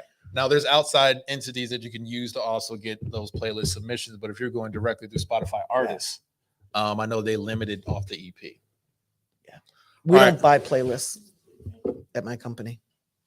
Thank you for coming. I really appreciate this. Let's give one It more was nice great to meet round y'all. of applause for Wendy Day. Thank you. Thank you for coming. Thank you, guys. Thank you. That was great. You have this ahead of time, huh? It feels like that, right? That was impressive. Like Yeah. it just flowed for how I speak. Yeah. It's like you watched my videos. I ain't the stalker type. I try to do what I could. You must have a Twitch now. There's so many videos. It's like my friends say, if I see you one more time on the internet, it's like, okay, I get it. I get it. I get it. I'm starting a TikTok series now. Okay. And it's the hardest thing I've ever done because it has to be short bursts. Oh yeah. And I tend to like